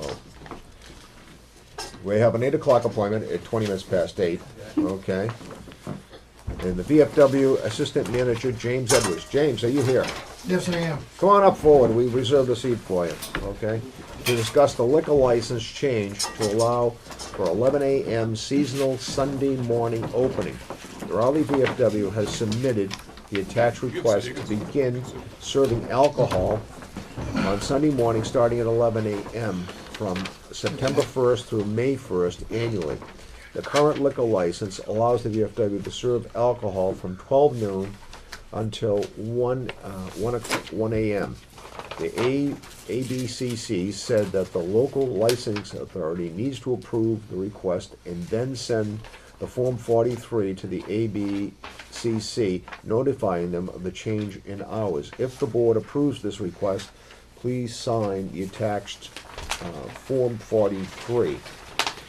And with that, Mr. James, I'm going to, Mr. Edwards, I'm sorry. Yes. Mr. Edwards, Mr. Snow, I'd like to yes, sir. thank you, ladies and gentlemen. First of all, we are the Raleigh Veterans Association now. We are not the Raleigh, we are not the VFW anymore. Okay. We are the liquor license holders, RVA. the RVA. Yeah, correct, Raleigh Veterans Association. Yes, and what we're asking for is a 1 hour change in our license. Seasonal from September to May, which is predominantly our hopefully busy season, this being a boating community, a summer community. We seem to make, we are busier during those hours. And the 1 hour would give us a chance, as my letter stated, to serve our members and guests better and increase our revenue to make us competitive with the other clubs in the area, which there are, I don't want to say several, but there are other businesses in this area that have applied for an earlier opening and have been granted it. And we're just basically trying to keep our business viable and keep our club open for our members. We are still a members club, and that's basically what I'm asking for. Are there other, like the VFW over in Ipswich, is that hours? There are mostly, actually, most of them that have the early opening licenses are for-profit. I believe there is one in the town of Raleigh that has one. The Black Swan in Georgetown has it. The Joe Bridge Pub in Ipswich. As far as I know, the veterans or members-only clubs in the area, I'm not positive of. You know, think of Georgetown over in. Georgetown, the Georgetown VFW, I'm not a member there, but I know what's going on there. They never applied for it, only because the Black Swan, the country club up the road, already Right. had it. Okay. And they didn't figure they could compete against someone that already had it up the road. They actually have a 10 o'clock opening. The Black Swan does? I believe the Black Swan has a 10 o'clock opening. I think that by law, I think 10 o'clock is the earliest on a Sunday that you can do it. Like I say, I believe there's an establishment here in Raleigh that has a 10 o'clock opening. The Choke Bridge Pub in Ipswich opens at 11. Everybody that I know that has one right now is a for-profit organization. We currently are serving food. We are giving away food to our members and our guests on Sundays during football season, during the September through May season. And my feeling is that if we can keep our customers there for a little bit, we're not trying to serve alcohol till 2 o'clock, 3 o'clock in the morning. We just want to keep our members there till the football games start, till family things start, and let them go. But we are serving them food, and we're just trying to keep ourselves a viable local club right now, and we're up against it. Ipswich has, I think, 8 members-only clubs. We're the only members-only club, or, quote, members-only club in Raleigh. We're just trying to sustain our business and stay open. And I think this 1 hour, we're only asking for a seasonal.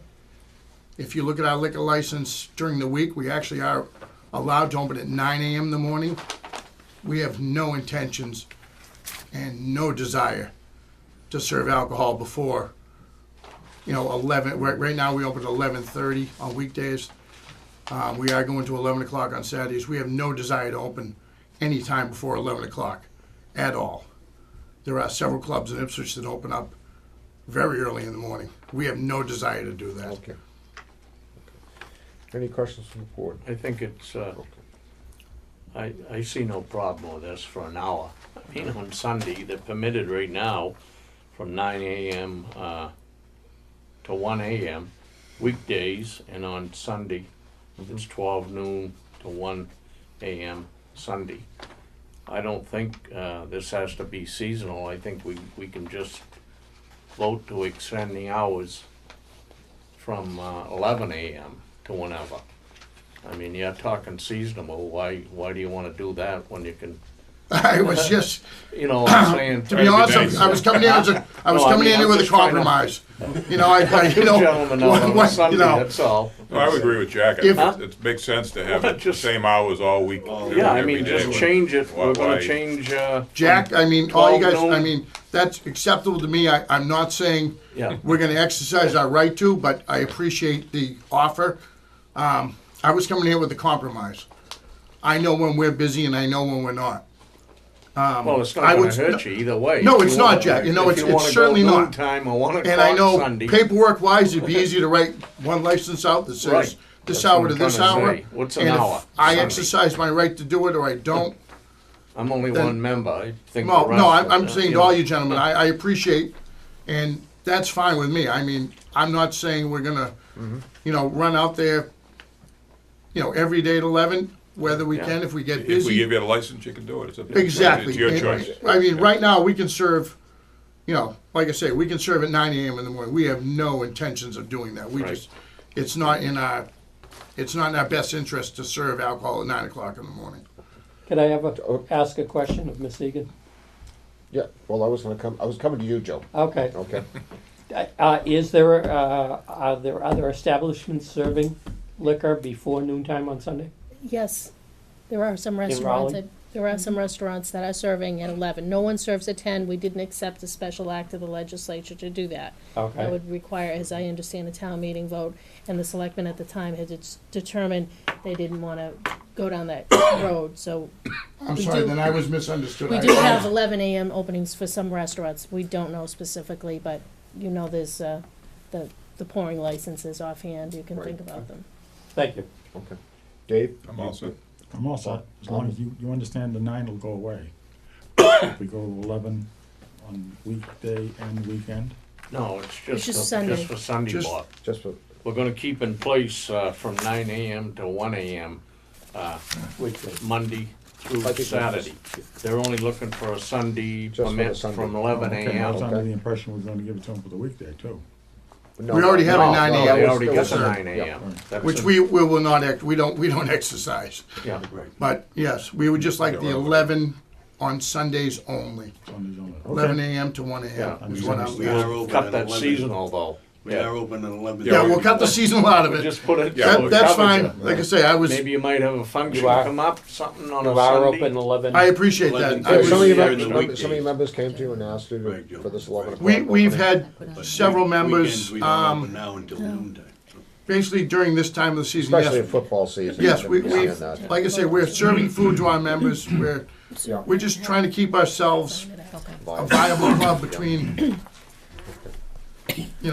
Helps them generate a little bit more for that. Right, I think the consensus of the board will go along with an 11 o'clock opening on Sunday. I'll make a motion if you haven't. I'll make a motion that we grant the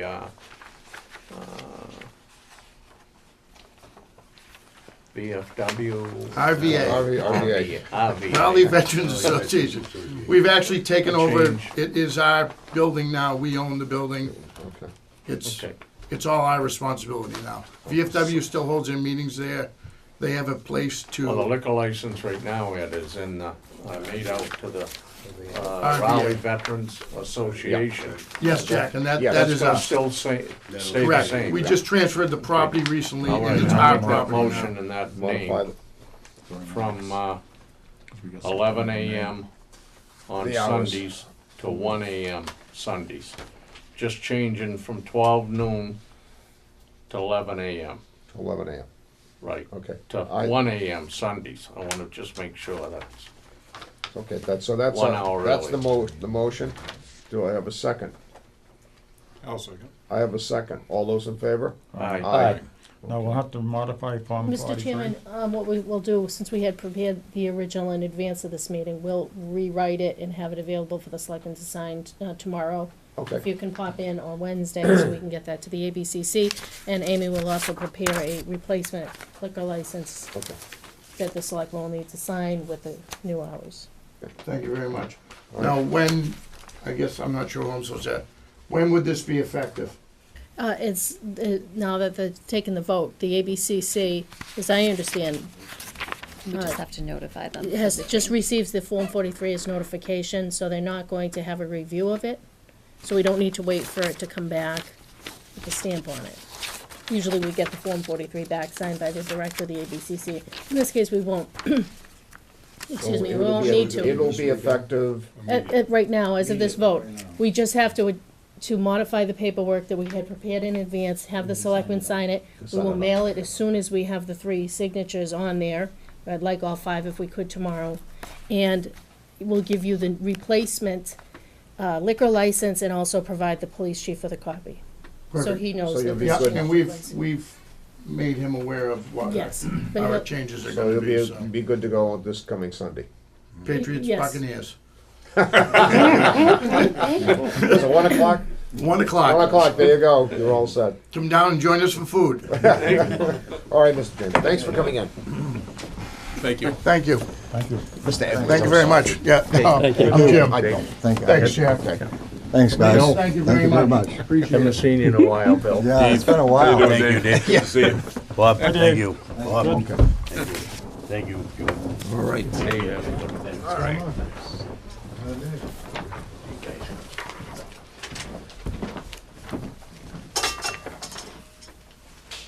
All right.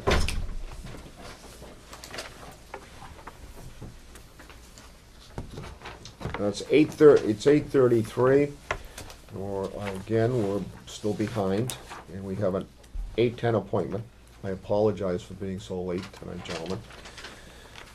We have a Shellfish Commissioners, Jack Unstrom, is coming in here to discuss the closing of Stackyard Road. Jack, why don't you come on down, sit up front, we got that reserved for you, that chair. And you have the rest of the commission with you. You guys come down. Yeah, you guys gonna come down. You know, Jack? No, we don't have the rest of, thank you. We don't have the rest of the commissioners with us. oh, you, okay. Mike Cook is ill, and Stewie Junior said he would be here, but I guess he couldn't make it. But we have the constable and Dan Purley, who is a commercial digger. People who are concerned about the Sure. problem at Stackyard Road. Can I take this, Bob, and bring it, get it back Yes. to you? I want you to study it and report back. Yeah. All right, Jack. Well, the reason I'm here is, we met some time ago and talked about the problem at the refuge. Yes. And we met with Joe and some of the others and went down and met with the director and talked about it and gave our opinions on it, and I had expected something to come back, either a letter to the selectmen or a follow-up meeting or something, because nothing was decided there. It just ended. Nothing has come back, so I'd like to find out if we're gonna pursue this further, or let it go the way it is. Well, I thought we went down there and met with the federal officials, correct? We did, yeah. Yeah, and then we talked about getting some crushed shells, right, to put on Yeah. the road. That's not an option. No, they just closed the road, they closed the road. They said they was gonna close it, we talked, we gave everything we could give, and they closed it. That was back in April, I guess. Yeah. April. Yeah. So, I don't know, I think it's a damn shame if we let it go, because like I say, it's a historic road from Yeah. early in the, settling here, and it's always been used, and it's always been used by clammers. And when we gave up the refuge, it was with the promise that we wouldn't be restricted in any way. And in fact, there's promissory things here all the way through that said that they would have to help out the clamming in town, do whatever they could to encourage the clamming and all that. And this makes it so difficult, especially for the older people. Because for anybody to go out there and quite a clam, haul, right? it's a 1 mile walk Yeah. out there. And for commercial clammers to haul in 180 pounds, and especially in the wintertime, that's the time that people use it, when the river's frozen over. It's the only place we have to go and dig. And for a commercial clammer to walk out there and then dig 180 pounds and haul it in on a sled with at least 2 trips, it's almost impossible. So it just about stops our winter digging. So the road is closed, Jack, at this point? They With a gate? closed it up in April, yeah. There's a Yes. gate across it and you can't access down Yeah, there? exactly, yeah. Is that Well, gate locked, that's the Jack, vehicle, now, or- yeah. Yeah, locked it right up. And Yeah. But this- wasn't that done through the refuge manager? Yeah. It was his decision, wasn't it? Where'd Well- it come from? I mean, did it Well, come we from find- the we government, find or that where'd it most come of these from? decisions come from the Fish top. and Wildlife Service. Yeah. Graham Taylor, Refuge Manager, letter dated April 15th, notifying us that it would be closed as of May 1st. Right. Yeah. But what he's doing, he's taking away a living for some of the Absolutely. diggers. Absolutely. And the older people, and it should Especially be. the older people, yeah. I would say, they went way back in the 30s, they hate it, the road was Way used. back before that, yeah. yeah, Way way back back. in the 1600s, yeah. Yeah. That was where they Should be stacked the hay. like a right of way for the diggers. Absolutely. You Been know, for if years Carly and years. Savage was here now, I guarantee it wouldn't be Well, he'd closed. He'd be screaming. Huh? What was the reason, Jack, for closing it? Or? Well, he feels that I wasn't here at the board, on Well- the board at the time, so. due to global warming, the tide is rising. Well, now the federal predictors are predicting that we're not only going away from global warming, and he figures that the road will flood, and he wants to prevent people from trouncing out there through the water. But now they're saying that we're going into a 100-year mini ice age, which would reduce the water level. Well, all that aside, this road had been maintained by the town of Raleigh, diggers, clam diggers primarily, for some 300 years.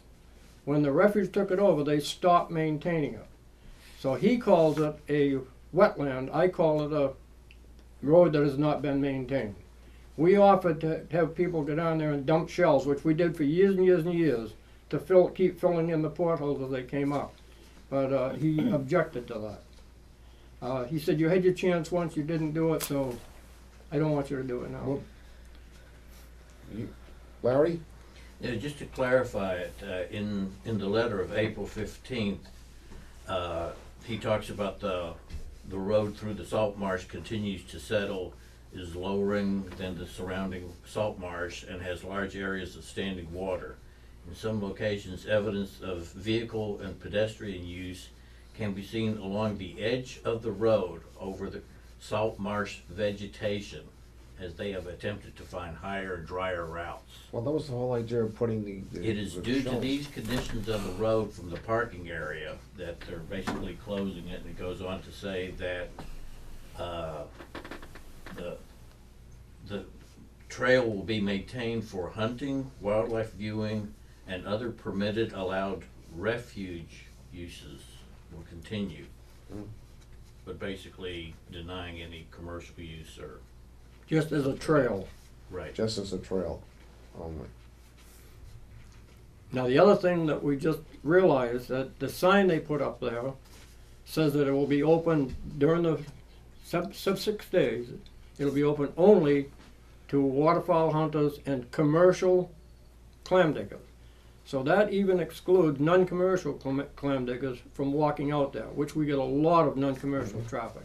When somebody calls and said, I don't have a boat, where can I dig? I say, get down to the refuge, park in the parking lot, walk out, you can get clams, razor clams and oysters right at the end there, bring them in. They, by this sign, are not allowed to do that, if they're not a commercial clam digger.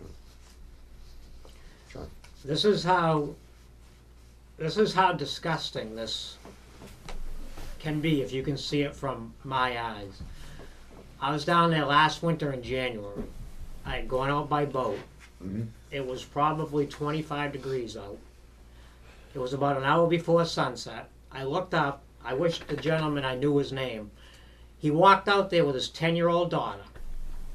They walked all the way from the gate with a sled and a bucket. And they walked all the way down to where I was clamming. And they had the best time of their life. The sun was setting. I showed them how to clam. They got razor clams. And that's a father and a 10-year-old daughter. Believe me, she was dressed well for the weather. But they're stopping that. It's just, I just don't get it. When this happened in the 20s, there was such an outrage that a federal judge in Boston reversed the decision and gave the clamming right to the clammer. They took it away at We first. have that decision from 1920. Well, I think it may appear in here, but I can tell you who he was. And I looked him up on the internet. He was a very, very famous federal judge, Charles Edward Wyszynski, who was a judge at the Nuremberg trials. And Oh, I mean, yes, he was a Wyszynski, man. okay. He was the man. And he looked over this thing and says, "Oh no, you're not going to restrict these clam diggers. In fact, I'm going to make you help them propagate the flats." But that's all falling apart. But he reversed it, and everything was fine. And I will say 5 years ago, the heat started coming on. Every time we drove to the end of Stackyard Road, there was a reason that they were there to harass us. They actually one day came and asked me for all my permits, which they know I have. They went as far as to ask me if I had my driver's license with me. This is the wildlife? Yes, which I didn't. They made me get in the wildlife truck and they drove me to my house and lectured me the entire way. This is fact. To see if I had my driver's license. If they didn't, they were going to tow my car off Stacker Road, which I did. There were countless times that they basically harassed us every time we went there. One time I was at Richdale getting gas, they even came in. And the guy basically showed me that he had a gun on his side. That he was basically talking about how clammers, are kind of wild or whatever. But to make a long story short, when this all happened in the 20s, there was such an outrage from people that they actually reversed it. Now here we are in 2013, they've taken it back. There's 3 of us here. If they were to tell somebody tomorrow they were shutting the soccer field down at 5 o'clock, or at Starbucks, you cannot, as of tomorrow at 5, you can't get a vanilla latte with whipped cream on it. This place would be so packed with people that you would have to have crowd control. But here we are, they're taking a right away from not only 2 of us or 3 of us that clam every day, but from everybody in the town of Newbury-Raleigh. So what? It's not right. So unfortunately, people don't realize, aquaculture in the town of Raleigh. Not only that, but the history of that And road. the history of the clamming in town. When we forget Shellfish. our past history, which is happening, it's a They're shame. taking it away piece by piece. Now, also on the sign, the non-commercial clammers can't even go out there. The next it'll be the commercial clam. They're taking away piece by piece until nobody goes out there. Well, the town of Raleigh. How recent was that sign put up? Well, this sign they put up every year, During hunting but this year they put it up just this spring. They changed it every year, right, Dan? Yeah, they used to put it up right when hunting season started. This has always been more a safety issue. That's why that's there. But no one ever paid attention to it. I'm not talking about just clammers, bird watchers, and Families walking out there. people. But yeah, years exactly. back, all the clam houses, how many do we have in Raleigh at one time? 8 or 10? No. Huh? There were 3 just on School Street. Right. Used to take the shells down, the barrels Yep, and the yep, wooden that's where they barrels, dumped and them. dump them. Yep. Seagulls got a feed out of them, and it made the road. Yep. Now, if that was kept up now, there wouldn't be no trouble here now, to keep. But it's done, it's settled and settled. down there. Wow. It isn't hurting nothing, environment or nothing down there. And the reason they drive off the roads is because the road got so bad, there was deep Yeah. ruts in it, so they'd go a little bit to the right, a little bit to the left. Let me just say this, you can't drive off the road. No. Because if you drive off the road, you're gonna disappear. Yeah. So you basically can't. It's I mean, marsh, you- yeah. Well, the town of Raleigh was there before. I remember driving a truck You will for actually Howard disappear Ricker, in the holes plowing that that the road down feds to the, made right down to the Yeah. point. Yeah. salt ponds. It's We just, plowed that for the diggers. Oh, yeah, yeah. Yeah. It's just That a Bokie shame- Gibbs Yeah, way make back. plowed up We had parking lot 30 down there. diggers back then. Yep. And he'd call Howard up and he'd get down. I remember driving the FWD, the V plow. Down, Right. plowed that road right around, get up on the top and round Yep. the ridge of the field. What can the Board of Selectmen do for you? Well, I think there's a new, I don't hold it know. 1 minute, I think there's a new director, am I right in? There is a new Yes. director down there. I think the commissioners should talk to him and then pursue on the state level with State Senator and Yeah, Representative Hill. And And- do a little, and Congressman protect the Tierney. people of Raleigh going down there. They represent us, it's on the federal level. Yeah. We gotta go to the state senate. If they can spend millions dumping sand on Plum Yeah, Island, yeah. Island, which is a losing cause, Yeah, yeah, that is a maybe losing we cause. could get a little bit of help here in terms of keeping the tradition and the history and the claimant Okay. industry. that's what and, I'm more interested in, is the tradition and the history. You know, it's just a shame. Like Well, I said, when it's a you see living a for you guys, family right? I walk mean, out, it's there's a living, and that's right. it's a It's a safety living for issue. the commercial guys, and it's a It's recreational clamming for all the For a lot other of people as people well in as people who wanna go out It's and very watch or important, just very hike or important to keep whatever. our agriculture, Like young John agriculture said, alive in the Dave, town. what do we hurt down there? They're hurting them. Yeah. The diggers. That's Check it. it out. Right. And why they're doing this, it don't make sense. Larry? Yeah, there's another caveat in this letter that, you know, he talks about the foot access, will be maintained for hunting, and so on. And the refuge uses will continue until such time as the conditions deteriorate further to a point when the trail will be discontinued. They want to cut it off altogether, so you can't go out there. Well, Now, is that one person making this decision, or does they have a federal He- board, he- or how? He's the guy that has to tell us that. However, we went through this with, you realize we cannot put nets on the sanctuary. They decided we couldn't do that because we might trap a bird. They wouldn't let us run a test to see that we did. We were doing it 7 years before they knew it. And they never and knew never it. trapped a bird. However, they used that because the only thing they could use, because their mission is to protect waterfowl. So there's 200 acres down there, about 300 acres, that we cannot propagate because they just say you can't. Now, we took it all the way to the regional director, and we could tell with each step we went through that they had been told no from someplace else. Now, there's a huge waterfowl organization that dumps a lot of money into that, and they have a lot to say about what happens on these refuges. And I think that's where it's coming from, and I think it comes down the ladder. And they tell the guy, no matter what they say, they can't do it. all right, we're gonna, let's have a letter put together to both the, our state representative, state senator, and also Congressman Tierney. Does that sound good, gentlemen? Yes. Could I suggest something as a previous step? Sure. I had been expecting, had you, Joe, a letter from them or some sort of... I mean, we had quite a communication, conversation. yes. We were there for over an hour and we discussed a lot of things that he listened to. So Right. I expected some sort of an input to come back. We have taken this under consideration. We feel da-da-da-da-da. Or, yeah, we're going to open it up, which I knew wasn't going to happen.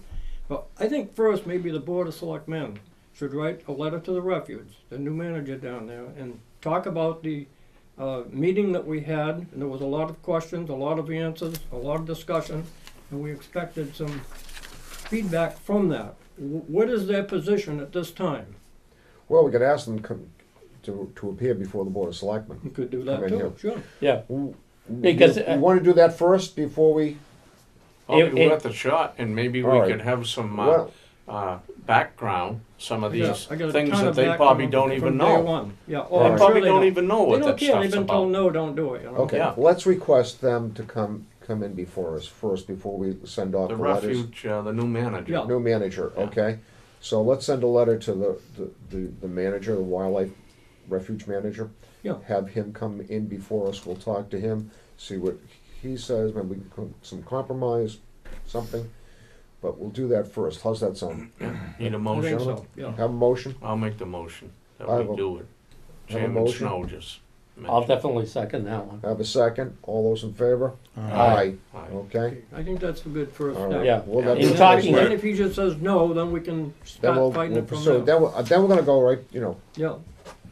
Who's it, We'll, Graham? there'll was be his letters name? to everybody. Mr. Chairman, would I it don't know help who the new if director we is. No, let the one- Senator Tarr Larry? know? I'm Would sorry, it be excuse helpful me, if we let Senator Tarr and Representative Hill, We should be Brad working Hill, on both- know that both what we're doing, avenues. invite them to, Yes, I think Sit it'd be in. good to have Yeah. them come, Yeah. and I and then know, at least they got a background, so if we, Right, to hear what's going and on. I think Yes. it's important that the refuge people understand that it's just Yeah, not this- just the Board of Selectmen. okay. I don't think we needed a motion, but just as a No, no, courtesy to them. we'll have a letter to Senator Tarr and Representative Hill to attend the meeting. See what we can do. We might be able to get some good, At least we'll get the information from discussion them open on on the table. our next step in the is open. if this Sure. gentleman's here This- and listen. This also affects the Newbury clammers. Now, I don't know who, I don't think Hill is a representative for Newbury. is he? No, the line is right here. Maybe whoever's a representative from Newbury. That's, Who's up there now? Well, if we just get it started, I think. Madison- Yeah, whatever. I think if we get it started Yeah. and without getting too far afield, Yeah, then we yeah. can go from there. Manzi, isn't it? Mans- No, Man- the no. new, he's from Georgetown, isn't he? but Don't didn't they? he? Mira. Mirror, okay, I Yeah. think that's, Yeah. Yeah, from West Newbury. All right. Okay, Yeah. West Newbury. Yeah. gentlemen, does that, Oh, yeah, absolutely. Yeah, I think All right. that's a good first step, and we'll see All right. where we can go. and we'll notify you when, Sure. when the appointment's set up and everything else, you come We in. just don't wanna lie over and die. No. You know what I mean? It's easy to do that. It's- No, once you lose it, you never get it back. You'll Exactly. never No. get it back, and we're probably past that point right It now. may be too late, but at least we'll put a But I map just, up, that's I all just we can like do. to have him come and tell me to my face, you know, I mean, he gave us all sorts of, yeah, great stuff, yeah, but never came back and said, no, we're definitely gonna close it, you know? You know, But it may be that fellow that we met out there, that he was the messenger giving us the Oh, definitely. information from the state. Definitely, But he was definitely leaving the agency. he knew that. And so that Yeah. may have been the reason that we didn't get any That correspondence. could be, back. yeah. Yeah. But he said, 3 months to do it. Also, Ron, the highway department guy was there that day. He was. That's said, right, I that's can right. help, whatever you need for help. Yep. So, He would dump the shells there, we can get the shells, and the other thing is, what was I thinking of? I lost it completely. Oh, Bill Demendo, he called me tonight and said he can't make it, but our emergency management plan, that is one of the staging areas for any spills, any oil Yeah. spills that come in, and it's That's shutting right. them That off, was and that- we talked He that was over there pretty that hard. day too. Yeah. Yes. And he was Yes. dead ears to it, you know? There you go again, Jack. Yeah. That's, if you got emergency on the island. Yeah. Coast Guard, it's a spot they could get in quick, ambulance, Yeah. whatever, Yeah. the road's maintained. Yeah. Or You just could get getting a down there. clamor and distress Works out of out there. you all know? around. The Yeah, average listen, age, Or a the boater, average, any boater. the average age of the clamor out on that area is, what'd you say, Danny? Mid-50s? No, Commercial more than clamor. that. More than Yeah, that. yeah, The 60 chance of years old. something happening at some point is Yeah. probably pretty good, actually. Yeah. And the only way to possibly get anybody there quick is that road. Yeah, but you guys are in better shape than us. Not if we gotta drag clams back a mile to the gate. Well, as I was saying, you're in better shape. The recreational guys aren't quite as good a shape as the thing, so. All Maybe right, we can do something. all right. Hope so. Hope we can Sounds help good. you out, okay? Appreciate Let it. us know. All right, we'll let you know. right, Thanks for coming in tonight. Thank you. Thanks, guys. Thank you, gentlemen. Good night. Thank you. Okay, Good all night right. now. Thanks, Ed. Good to see you, Jack. Same here, guys. Jack. Thanks a lot. And I'll get this back to you, Bob. Okay, Jack, good to He see might you again. miss this one Bob. tonight. How you doing? Good seeing Bob every Sunday, talking all the time. He should- he'll be the next one, don't get him. Yeah. Thanks for coming in, guys. Absolutely. Thanks a lot. Yeah, thank you. Sure. All right. Yeah, that was good, Larry, thank you, that was Larry, thanks. I'm glad Yeah. you had Good. that, Larry. Yeah. on the spot there. Debbie, you got a copy of that, right? What Larry had, what was it, But that was a April? letter actually that we had on the agenda Yeah. several months ago. What was that, the 15th, April? Yeah, April 15th. And then that the was when letter. you delegated two selectmen to go down and Yeah. meet with Yep. the highway surveyor. I'm not sure that I still have my copy, but I'll. No, we have it, dig we it have up. the letter. Did you give me a Yeah, copy she's of that? probably- Did you? I don't have a Well- copy of that. Well, I can, when we Whatever we send have the to do, letter we're to gonna do this it. gentleman, we will reference his letter Okay. and that meeting, so. Because I think that they Yeah, thought, just for background. they were purposes. thinking that that court case would change it around, give us a bit leg up, but we Okay. never heard anything. All right, we've caught up with everything. All right, it's 8:55. Okay, we've done general business, old business, new business, discuss town meeting articles. Does the Board of Selectmen have any articles other than the ones Debbie is working on for the fall special town meeting? When does Or- this close? The end of the month. 30th, right? September The 30th. 30th? The end of the month. Okay, the board has discussed the issue of the police station and the need for a new fire station to house fire trucks. Additionally, the fire chief has brought up the board's attention to the status of the current ladder truck. Okay. Have we heard anything, Mr. Chairman, on this fire department status of the ladder truck? Other than that initial, have we got any update on I haven't received what, one. what we're doing or what, how we're handling that? There's been no update. There's another truck coming in as a demo, I think it's the 23rd. Well, I mean, I in the think meantime, you're we right, need the to figure out 23rd. what we're doing for, That'll be next A ladder truck, Tuesday, right? right? I think so. Oh, no, next Monday, 23rd. Well, they're still looking, is basically. what Yes. they're doing. no, but I mean, how are we handling the lack of, is he set up agreements with Ipswich or Byfield or, you know what I mean, in case we need a ladder truck, or they just I automatically think they respond? mutual I aid, think I it's think mutual that's aid what he kicks said, in. didn't he? Yeah. Yeah. All right. Has the police chief gotten back to us on any information regarding his station? I know he was talking about it. I He's don't- working on it, yes. Because I was gonna suggest, there's an article, an old article, I was busy all day, I didn't have time to look at it.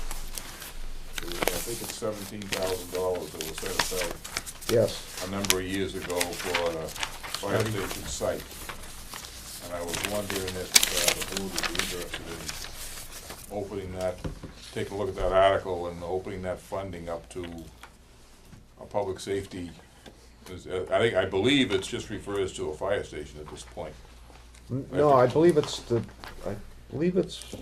still left over from the safety building, that money. Mr. Chairman, so in 2004, we had an article Yes. for a fire station design. There's a balance of $11,845 in that. We also have a 2008 article with $500 for a police and fire study. Could we maybe combine those two articles for police and fire or public safety? I don't know how you want it, because I think it's probably looking more and more like we're gonna end up with a public safety building at the current police station location. I don't think, The fire station committee meets on the 1st of October, okay? well, if we put that money, if we close the warrant on the 30th, we could probably delay it a little bit anyway, but if we just make that, open that money up so it would be available for either or, Mhm. either and or, so that we can start Okay. looking at, in other words, my goal would be to have something, some money available to spend if we need it, so that as we look to the annual town meeting, we have something more than just someone's educated guess as to what we're doing. And obviously, it's not gonna be detailed plans or anything, but at least we could possibly hire, if we're serious about going forward with this, hire an engineer to at least give us some preliminary Mhm. engineering data or something to give us, something to start, to get something on paper that we can look at and work with and give to the taxpayers who are ultimately gonna make the choice what they wanna do. So take that money So, and move that money yeah, forward? Mr. Chairman, what I'll do is I'll draft up an article that sort of repurposes these two existing articles to a new article, transferring that money to be used by the Board of Selectmen to study the feasibility of the current 477 Haverhill Street for a combined use, police and fire station or something. I mean, I'm just talking off the top of Yeah, my in head, but general, I'll get words. an article written and I'll add it to my list of everything that you can look at It's next money that's Monday. available, that we don't have, we're not looking for new money, and, you know, at least it gets us started on, on looking at something. It gets both chiefs oriented towards sitting down and making some. At the very least, we should combine the two articles. So Yes. that the money stays there. We really need to do something. We No, have we to. definitely you need know, to look at it. We Been need to playing look at it. around with this for 10 years now. Well, we're not the only ones, I guess. No, Ipswich Ipswich is doing had the same some thing. problems.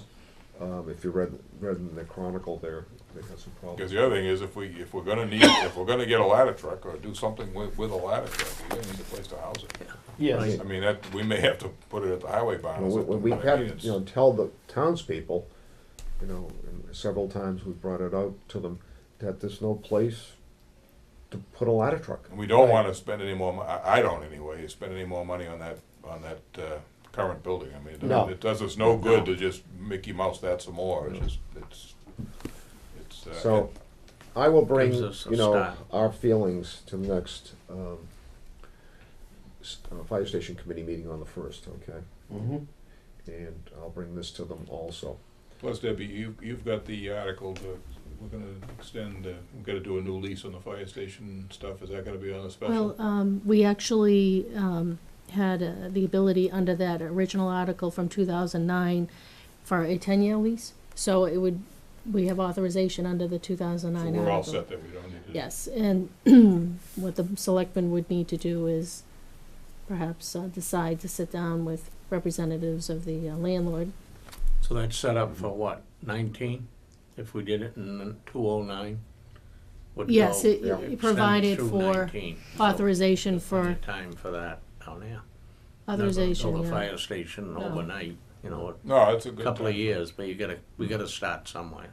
Town's growing. Yep. Growing fast. Got It is funny 25 that- units up on Havel Street. right. You just heard tonight there's 18. Gonna be people in probably before Christmas. Oh, And it is coincidental, Ipswich is going through the exact same. yep. Same And they've been in exact the thing. same boat, they got that old station that's just totally inadequate. And the for thing both- it is- Both police and fire. I mean, Yeah. that police station goes back to, WPA. I think that was the original electric company, wasn't it? Yes, it was. Okay, so that was, I mean, that went the 1930s, if I remember the history, I've heard about that. And then, get turned over to the police station, and they've had all kinds of problems with trying to, I think the first time they tried to combine them was 1950. Yeah, it's just, 52? taxpayers don't wanna spend the money, but I mean, it's up to us to at least put the project on the table and let them, if they turn it down, then, it Yeah, gets I think the turned combination, if I remember right, I read someplace, but 1952, Ipswich tried to combine the two. down. Well, they actually combined don't they have a public safety director in charge of both over there? Which would have been a start towards, I think they tried that and went back the other way. did they go back the other way I again? think so. And that fire station they got, that was made for the horse-drawn vehicles or something, if I read that article. I think you're right. I mean, it's just, we're both in the same boat, but I I've got mean, the pictures of the we horses. could make this a competition between Ipswich and Riley, see which one can. I've got the pictures of the horses. Well, Do you really? Yep. Yeah. okay, we have to do something and move forward, okay, so. Anyway. All right, we need a vote on that? I'm just gonna write an article, up an and article, you'll certainly get a draft of it, and, That's the consensus of the board. Then we'll need to vote to put it on the. Yeah, we'll vote it We'll to vote put it in. and well, put it on. I'll just get all the articles together, and as we normally do, Alright. make sure everything's fine. Moving on. Minutes for May 10th, 2013. Everybody read them? Yes. Okay. Any corrections or anything? Comments? I'll make a motion. Have a we motion. accept them. Have a motion, May do I have a 10th. second?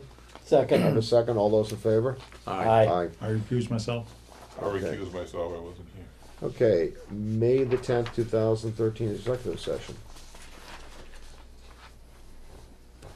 I'll make that motion. Have a I'll motion? second. A second, all those in favor? Aye. I recuse myself. I recuse myself. September 9th, 2013. Have a motion? I'll make that Comments? motion. Have a motion? Second. Have a second. Any comments? All those in favor? Aye. Okay. That takes care of the minutes. Moving on to announcements. Raleigh Food Pantry is in need of donations. Raleigh Food Pantry is open Tuesdays from 10 a.m. till 12 p.m. From Thursdays from 5:30 to 7 p.m. Again, this is, as I said before to you, at this particular time of year, people forget about the food pantries off to the side. They told me that a jar of spaghetti sauce and a box of spaghetti, that's a meal for somebody. That's something, if you want to drop off, you can drop it right off here at the library. Items like that, they can use anything you can think of to, you look for items on sale at supermarkets locally, and you can see them in the flyers, and it's a really nice thing to drop that off and take care of somebody in our community. Okay, again, the drop-off is at the library. There's a basket over there, or you can, at the parsonage, beside the Baptist church. Okay, the town has the following vacant seats: Conservation Commission, Zoning Board of Appeals, Associate 2 open seats, 2 fence viewer positions, and the Wood Lumber Bark Inspector. Okay, again, battery recycling box, if you have some old AA batteries, any Cs, anything around the house, put them in a blue plastic bag, drop them off. Matter of fact, I noticed this tonight when I came through, the box is empty, so, I went through, I think it was a couple of days ago, it was filled right up, so drop them off right out here in the corridor of the town hall, over at the library, so it'd be greatly appreciated. It's a great way of becoming green. So, let me see, anything else? There is nothing else on the agenda. Make a motion to adjourn. I have a motion, I have a second. All those in favor? Aye. Good night, everyone. We'll see you next week. Thank you.